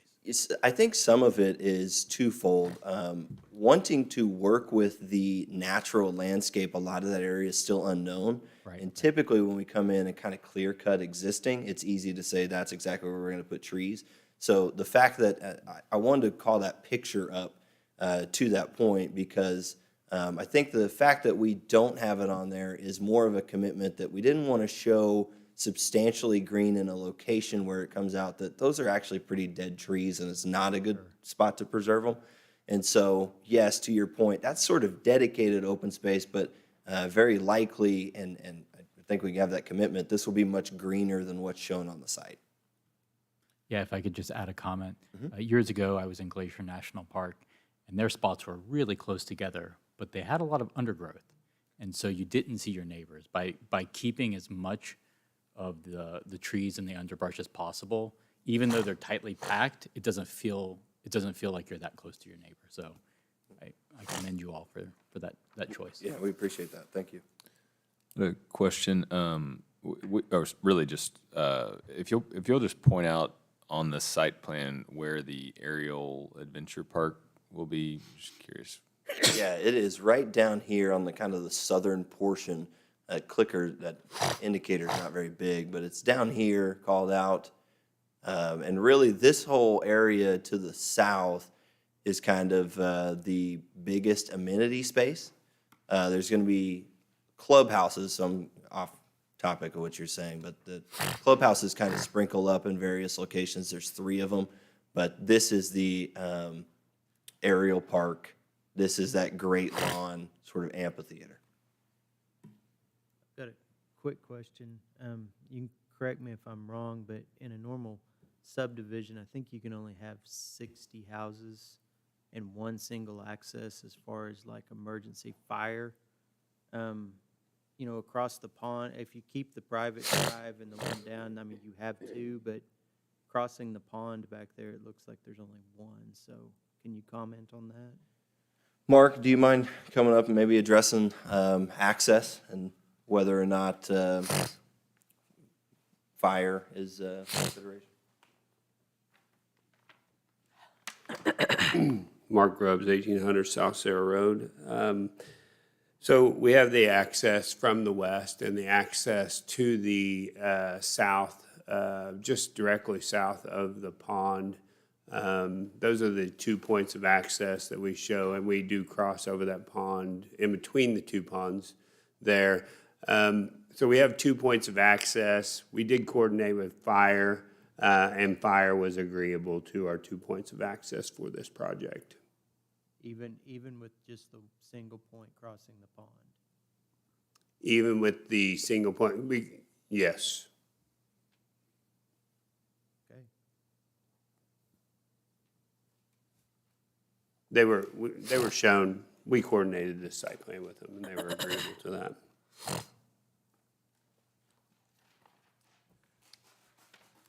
I apologize that my allergy medicine is wearing off very fast, so. I did have a little bit of a concern about the 9 additional items added in on item number 5, quality control. I think you said good condition and material less than 10 years old. This might be a little bit of a point of order for Beth, possibly, to, I mean, as far as limitations on that, that seems like a challenging limitation as to the year and age of a vehicle. I understand the intent, but I don't know. It feels a little restrictive, and I understand the need for the restrictions, but I could definitely see a perfectly reasonable 12-year-old RV going in, and I know some of those restrictions on 10 years, we've talked about restrictions on types of ownership and some of those things before. So I don't know if there's anything maybe Beth could address to that, and if there's any concerns to adding something like that from a. And before she comments, I would just add, I had a similar thought.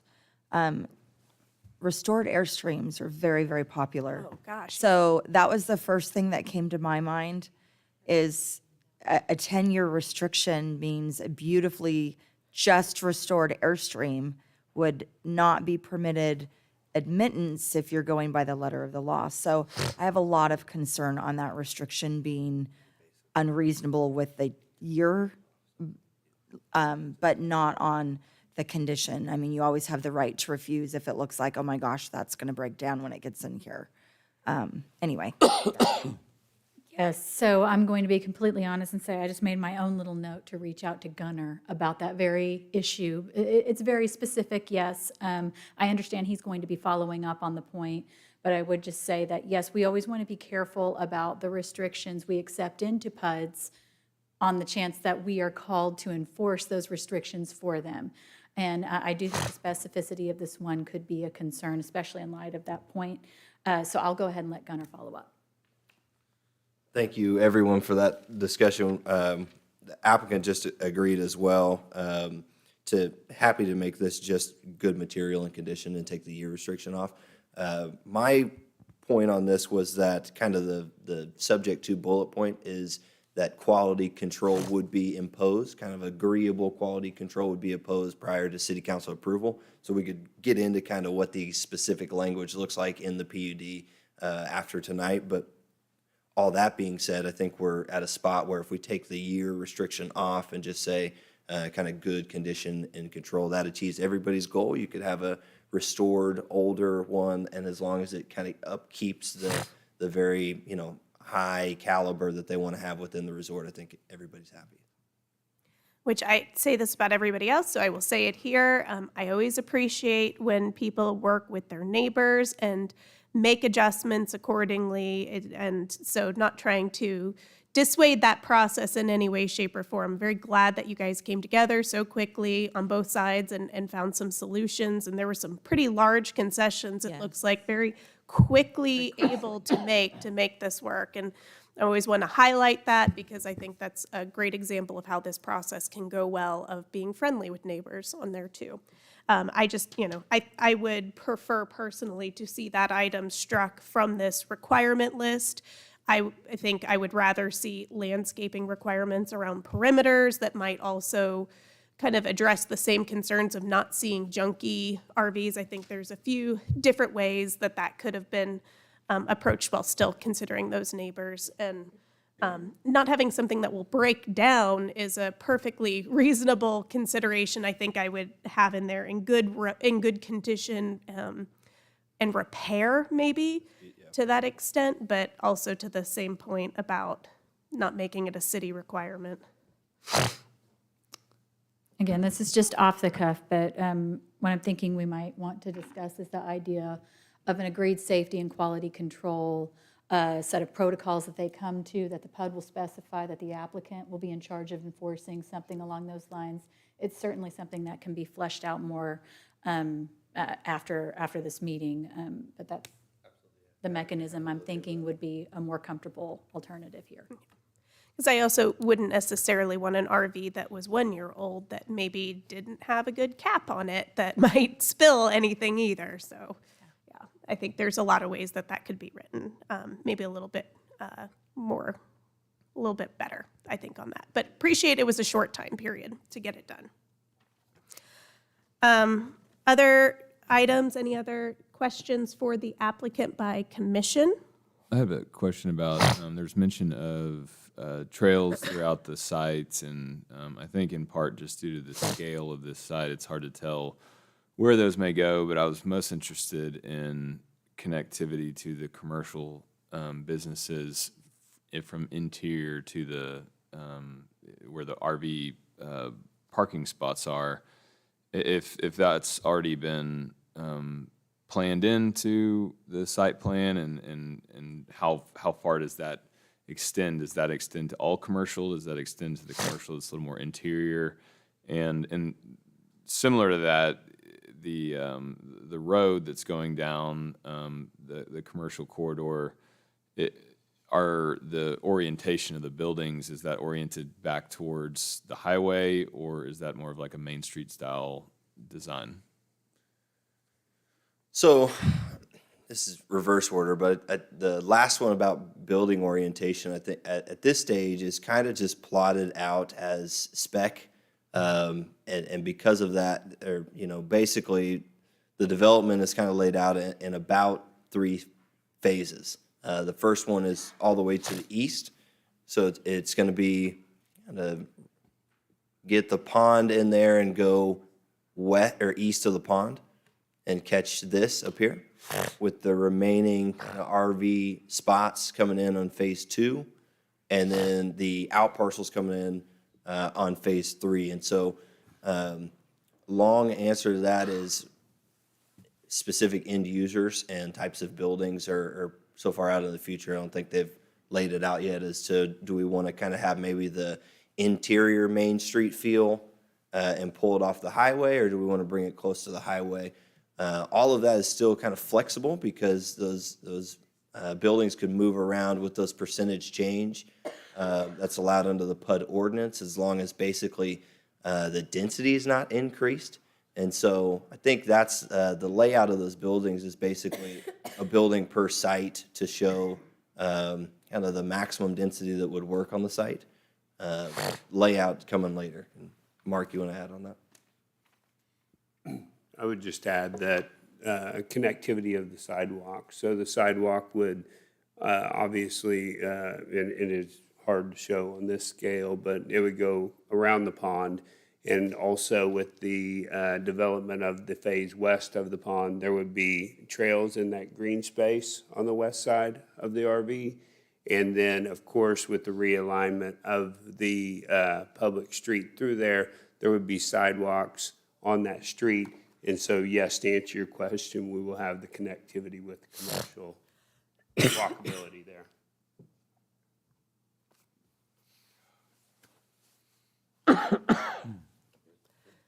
Any other questions by commission of the applicant?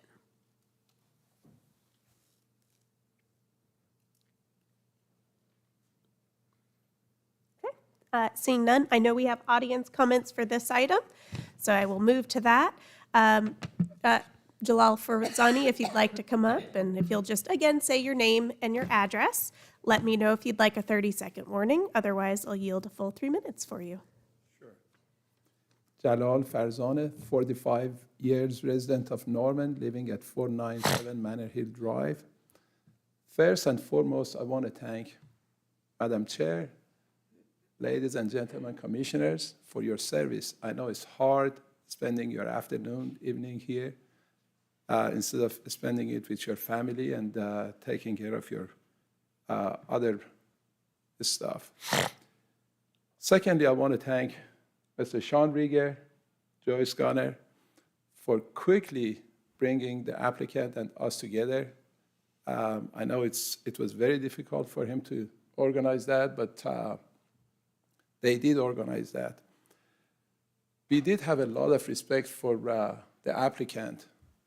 We've known Mr. Chuck Wiggins for a long, long time. We are very familiar with the projects they have done. And this is the first project that we are adjacent to his project. So we knew that they are going to do a very good, high-quality project.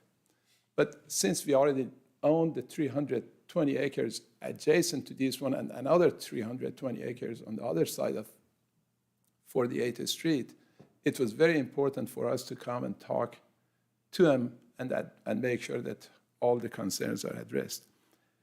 To their credit, they addressed every single one of the items that we had, every issues that we had.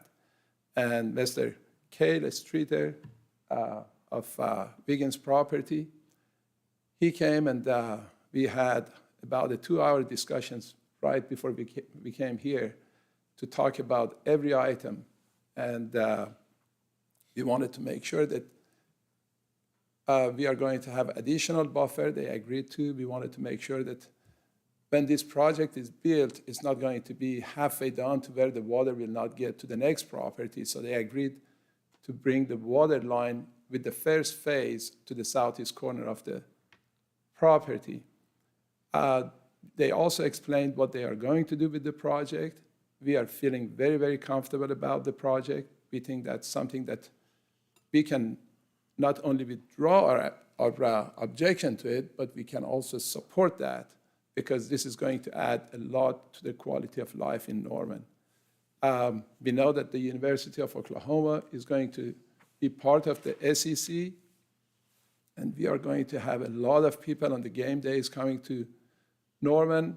There will be a lot of people coming with their RVs, and this is going to be adding that space. More importantly, when those people come to our town, they are bringing their dollars and they are going to spend it here in Norman, and we are going to have all those shops to where we are going to collect their tax dollars and they spend it here in Norman. So I wanted to let you know that we now are in support of this project. Thank you very much. With the 8 items. And also wanted to thank every single one of you one more time. Thank you, Madam. Thank you. Any other audience comments for this item? Seeing none, thank you. I would move to Planning Commission discussion. I'm excited about this project. I think it's perfectly timed with just changes that are going on in Norman anyway, joining the SEC. And I think it is the kind of development that we need to bring money to Norman in a way that's creative and not just another strip mall.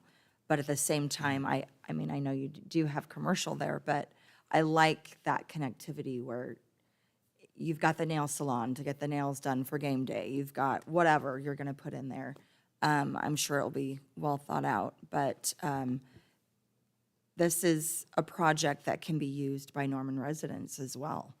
You know, you can have your bachelor or bachelorette party there. You can, whatever you want to do down in the glamping area. So I think it's, we need to see more projects like this. And thank you to the applicant for being so agreeable. Some of those 9 items I noted were costly items, and being willing to do what it takes to be a good neighbor is appreciated. Yeah, I'll echo all that. The whole SEC discussions for the last 2 years, there's a lot of discussion about RV parking and RV availability, and because we talk about the SEC in many ways, but one thing that is true is that SEC fans, and not only for football but many sports, they like to travel in RVs, and that's a thing, and that's part of the culture, and that's, you know, and so when I first heard that, I was like, okay, well, obviously we need to accommodate that. It's important to do, but that means we're gonna have a bunch of RV parks everywhere. And that's okay. There's nothing wrong with that. But what is so exciting about this is that this is not an RV park. It's an RV luxury resort, and there is a distinction there. And when I heard about this, I started doing some research on the differences and what that really means. And this is a full-scale resort, and that's something that we can't claim to have in Norman outside of potentially the Postal Training Center in some aspect. But this is this will be, I think, not only a destination for SEC fans, but it will be a destination for out-of-state visitors just in general as kind of a stopping point. And the only thing I would just encourage as much as anything is that we talked about the connectivity, but it's really encouraging that quality of commercial development as well. I think this is a great opportunity for the applicant to bring something forward that is not only unique as a resort, but is also unique in the style of commercial development we have. And I think that could very well make it not only a place that's attractive for out-of-state visitors and unique in that experience, but also, again, to Commissioner Kendall's comment about making it a place that's unique for Norman residents as well, and residents of neighboring cities, including Oklahoma City, that there would be interest in not only coming down to walk around the lake and go to the bars and restaurants that are going to be part of it, but or the aerial adventure park, but also say, hey, and we can also be part of a shopping experience in the commercial area right here. And so some of that's going to be market driven, but hopefully that this is such a special enough project that the market dictates that, and that's something that can be justified and built into part of this. So really exciting, and commend the creativity on this one, because this is this didn't just have to happen. This took some real thought, and love that it's a really wooded site, and they're building around that as much as possible. So.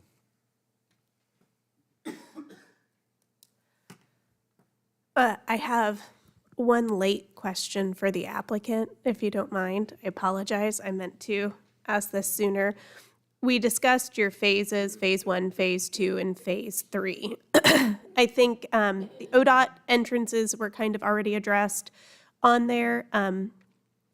There were a lot of entrances, and also not a lot of entrances on the Liberty Drive. I might be misremembering the name of that street, but the one in the back, and having some access points there.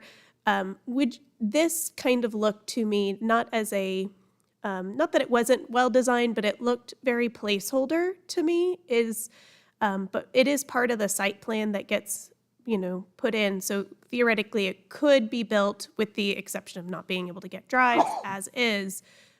Can you maybe just speak to those commercial site plans, and specifically the building, the drive, and the parking layouts that are in this site plan on the PUD? Yeah, really, they are laid out sort of to code requirements, right? And so what we've done there is kind of taken C2 commercial, which is, basically the city's most intense commercial district allowances, being Highway 77. We think that's more appropriate than kind of maybe a local commercial zoning. And then from there, kind of the buildings are just laid out per code. Reason for that is, I think we're kind of so far into the future here that there aren't actual end users in mind yet. And I know that's not kind of a great what you'd want to hear for kind of the commercial layout, but there's two things that kind of force the applicant's hand here to show that area. And one is kind of the city's preliminary plat ordinance, as you preliminary plat all the ownership. This is 152 acres. It's really all combined, except for that piece that's west of 24th. All of that has to be included and site planned. And the second is we're under that special planning area 7 that requires that master plan layout. And so I think an applicant would tell you as well that that is sort of the only speculative area of the development. But we know that commercial is a use that is wanted on Highway 77 with the traffic, but also something that will lend itself, just like Commissioner Brewer said, to these visitors, right? We can capture these sales tax dollars with commercial. So the actual layout, the actual site, I think you can expect, kind of a high-end, good commercial layout there as well. That'll be market-driven based on the type of consumer you're going to get at the RV resort. And this might be a point of order for Beth, but this has come up before. When we looked at specifically Lindsay and Barry, we had, that one was a zoning request the first time I saw it with just a really basic site plan. But in this, to my understanding, what's here would be theoretically buildable on this site plan. So let's say one of these individual lots of commercial is sold and theoretically they can get their ODOT curb cut. It could be built exactly as is, but nothing could be built different from that. Is that your understanding, or is my understanding correct maybe for that and those site plans on those commercial in particular? And you're specifically asking about the enforceability of the site plan within the PUD. I think I'm really wanting to know, because there are some aspects of this, the commercial components that I think could be better laid out. And I understand the need for the master plan. So you have a master plan then that would be able to remove it from SP7 but SPA7. But I guess what would keep them from just building it exactly as is versus coming back with a revised site plan for this from a zoning perspective?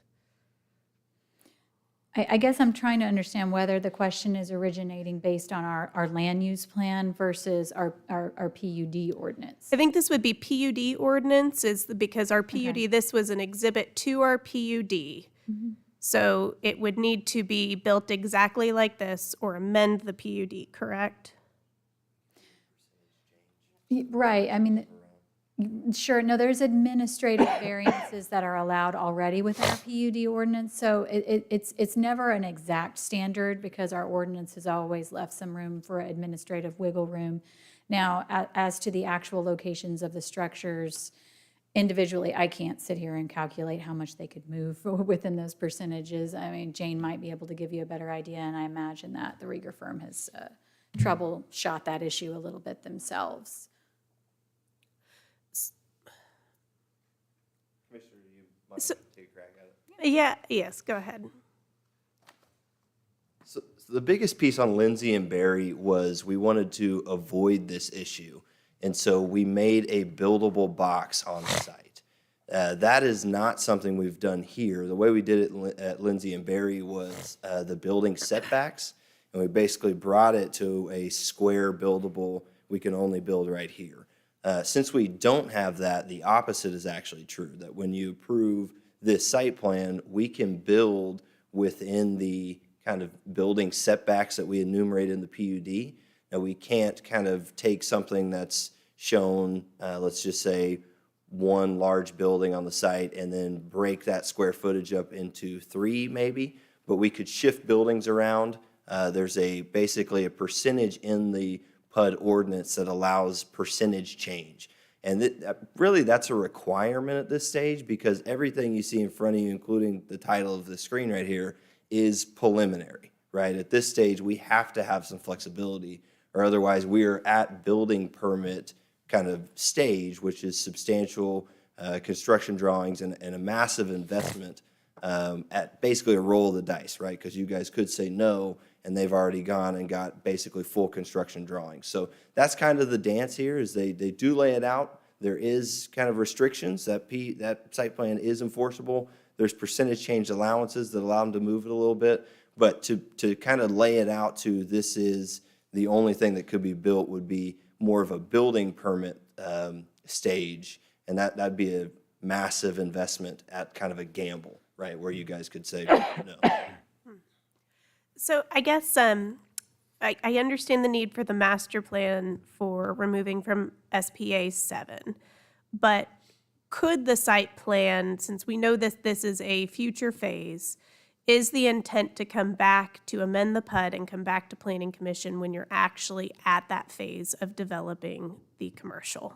It's certainly not the intent, meaning that we want to make sure we have to come back. It is possible to build without rezoning. So we have commercial allowances and we have a site plan there. And I think to your point, this is true. Let's just say this building right here. Once this is final platted, and that's a whole nother aspect, right, where we've got to show all the improvements are in place. But that lot, if the final plat looks like this, that building could be built if it kind of fit within that site plan. But that is not the only building that could be built there without a rezoning. Gunner, oh, just while you're up there, I've never been very good at counting ants. I don't know if you mentioned this. How many spots are there expected on here? Did you say that in your presentation? Or? I did know earlier in the day, but I think I forgot the exact number. I do know right now the phase 1 is 399 spots shown. Kale, do you know? And I imagine this also could change with the 50-foot allowance too, so keeping that amount in mind. Kale Streeter, applicant, Wigan Properties. So phase 1 is actually planned for 323 sites. There's 399 sites drawn on there. We'll lose at least 30 on the west side, or on the east side with that 50-foot setback. And again, this was a preliminary plat, and for the final plat, we'll have a much clearer, less dense, more organic thing to show you. So. Thank you. Any other questions for the applicant? I just want to make a general comment. I really want fire department to take another look at this. A lot of, these are all one-way streets. And so I can only, and just visualizing what it's going to be like on game day when it's over and everybody's trying to leave or come in, and these are all locked down and something happens. I mean, it's not uncommon for an RV to have an issue, and then you've got 323 sites and they can't get to it. I mean, it looks like maybe you could extend the street across the north and at least have some kind of access, but I just want to ask the city to take another look at it, and if they approve it, I'm good, but to me, I worry. Could you possibly revert back to the aerial image while you're up there, please? Thank you. So we have a section line, it appears, to the north, which has a statutory right for, unless it's been closed, could happen, a statutory right for a road, but doesn't necessarily mean roads actually exist. Do you know if a road actually exists there on the north? You're talking basically right here on the dotted line? Yes. Yeah, there is not a road, and that is where a private road is proposed within this. And potentially we have neighbors that might have an interest in a road existing that would connect further east, it sounds like. So unless I'm mistaken on that, we potentially could look at, from a city perspective, having a road that was a little bit more substantial there. But you would have a private road in the meantime that potentially you could have that connection point on. So then that could potentially give you an extra access point. Yeah, even if just for emergency purposes. Sure. Crash gate style. With the little sliver of land on the far east side, we have contemplated having a service road or an emergency exit road there as well. To the pond to the north, when full, goes all the way up pretty much to the property line. So it might be challenging for a road to the north. Got it. Thank you. Commissioner Parker, to your point, we're happy to ensure cities on board completely. Yeah. Okay. Any other questions for the applicant since we brought them back up? Okay. Seeing none, any other commission discussion? I just had one, I appreciate your questioning on the commercial property, but in light of it being the resort feel, I think I personally have less concern about how they might move the percentages within it when they get to that phase, because they're not going to want a beautiful resort to have, you know, the Dollar General and the Dollar Tree and like that chain. They're wanting resort feeling commercial that is going to extend the experience. And so I have less concern about how that's going to look than I would on other projects.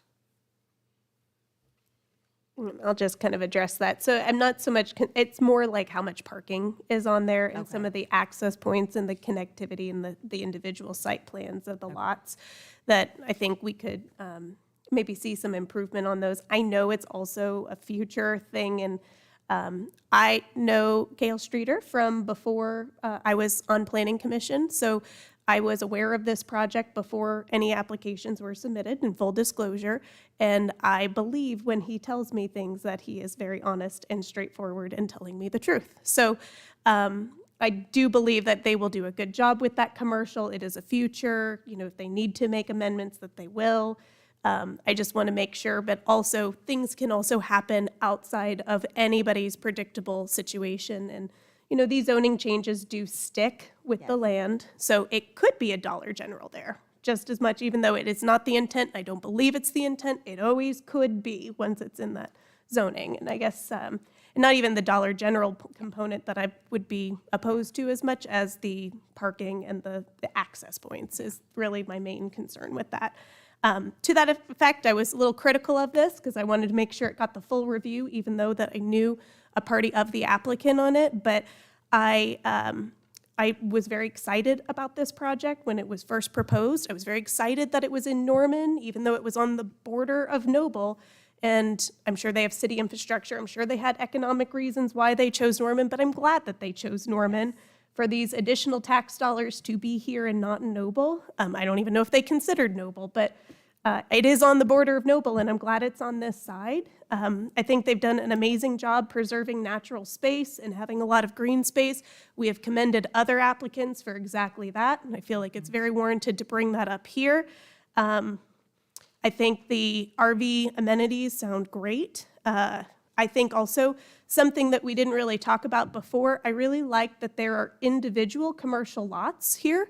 That's not something we talk about a lot, but this would not be a strip mall. I think we had that brought up previously, but we don't talk a lot about how we develop in Norman and how we restrict individual local business owners to own the land or own the building or business that goes into it.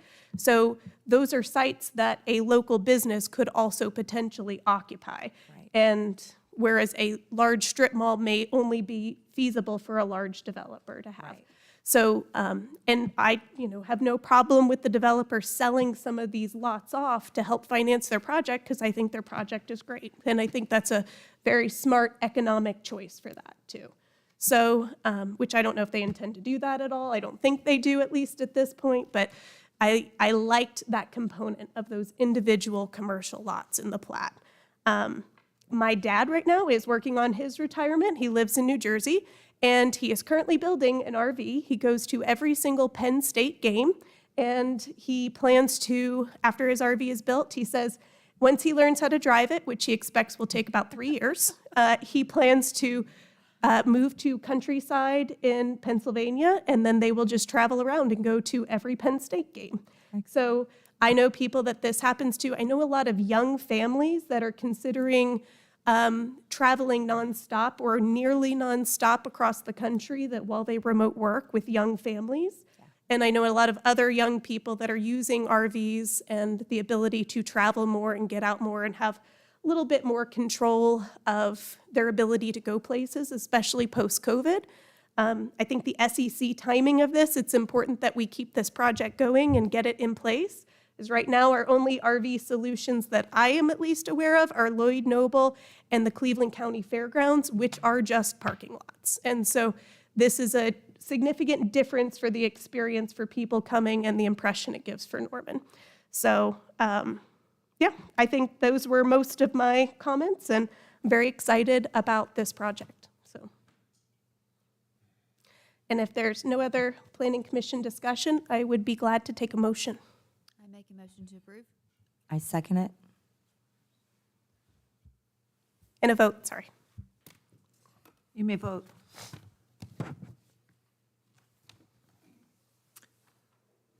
Everyone has voted. Carried 8-0. All right, thank you. Moving to items number 16 and 17, consideration of approval, acceptance, rejection, amendment, and/or postponement of ordinance number O-2324-35, University North Park LLC requests rezoning from PUD, Planned Unit Development, for approximately 90 acres of property generally located east of I-35 between Corporate Center Drive and Rock Creek Road. And item number 17, consideration of approval, acceptance, rejection, amendment, and/or postponement of PP-2324-12, consideration of a preliminary plat submitted by University North Park LLC for University North Park Entertainment District, a planned unit development for approximately 90 acres of property generally located east of I-35 between Corporate Center Drive and Rock Creek Road. The applicant has requested a continuance. I just want to point that out specifically as a correction from the agenda. It is not a postponement.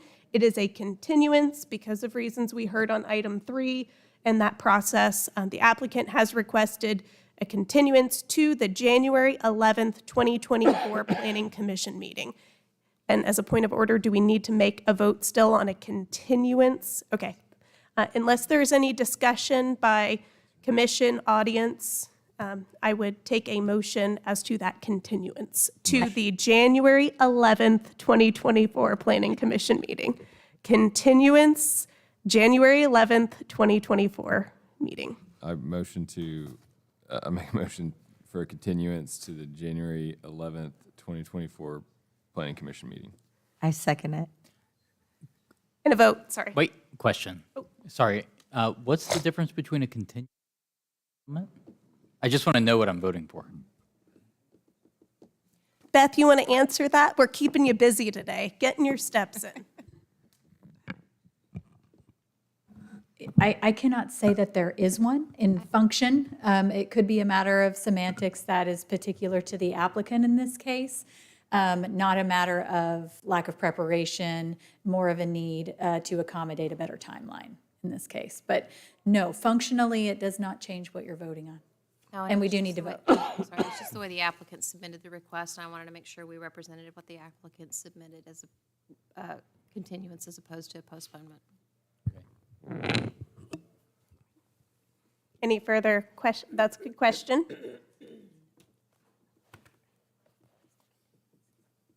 Okay, seeing none, I would take a vote. You may vote. Everyone has voted, and the motion carried 8-0. Moving to item numbers 18, 19, and 20 read together. Item number 18, consideration of approval, acceptance, rejection, amendment, and/or postponement of resolution number R-2324-76, Highway 9 Jenkins M&J Investments LLC requests amendment of the Norman 2025 Land Use and Transportation Plan from future urban service area to current urban service area for 11.7286 acres of property and from industrial designation to mixed-use designation for 56.54 acres of property generally located at the southeast corner of Highway 9 and Jenkins Avenue. Item number 19, consideration of approval, acceptance, rejection, amendment, and/or postponement of ordinance number O-2324-28, Highway 9 Jenkins M&J Investments LLC requests rezoning from I-1 Light Industrial District to PUD Planned Unit Development for 56.54 acres of property generally located at the southeast corner of Highway 9 and Jenkins Avenue. And item number 20, consideration of approval, acceptance, rejection, amendment, and/or postponement of PP-2324-10, consideration of a preliminary plat submitted by Highway 9 Jenkins M&J Investments LLC, Craft and Toll, for Sooner Village, a planned unit development for 56.54 acres of property generally located at the southeast corner of Highway 9 and Jenkins Avenue. The applicant has requested postponement to the January 11th, 2024 Planning Commission meeting. If there's no discussion by commission or audience on this item, I would take a motion, again, for postponement. The request is postponement, January 11th, 2024. I move to postpone items 18, 19, and 20 to the January 11th, 2024 Planning Commission meeting. And is there Second. and a vote? You may vote. Everyone has voted, and the motion carried 8-0. Moving on to miscellaneous discussion, does staff have any information for the commission? Do the commissioners have any comments they would like to make? I'd like to make one. This time in the last meeting, we had two projects that I liked. Undeveloped green space, and I think we underappreciate the need for habitat. Habitat for wildlife adds a lot of quality of life to us humans. And we don't have a really good way to include this in our zoning because we chop everything up for develop this block, develop that block.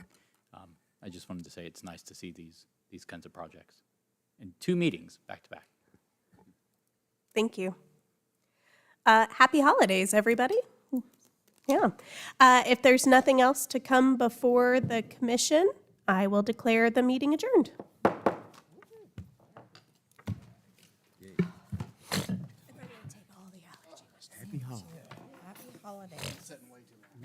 Oh, every time there is. Christmas hour. Merry Christmas. I've got Rudolph the Red Nose. Is there any They didn't give me one. There should be, but they didn't. All right, fair enough. School library. You too. Holidays. Yeah. Universal ally. How was that? Yes. Did you do okay on timing, everybody? Get everybody out with a good time? Not too bad? Oh, goodness. I'm stiff.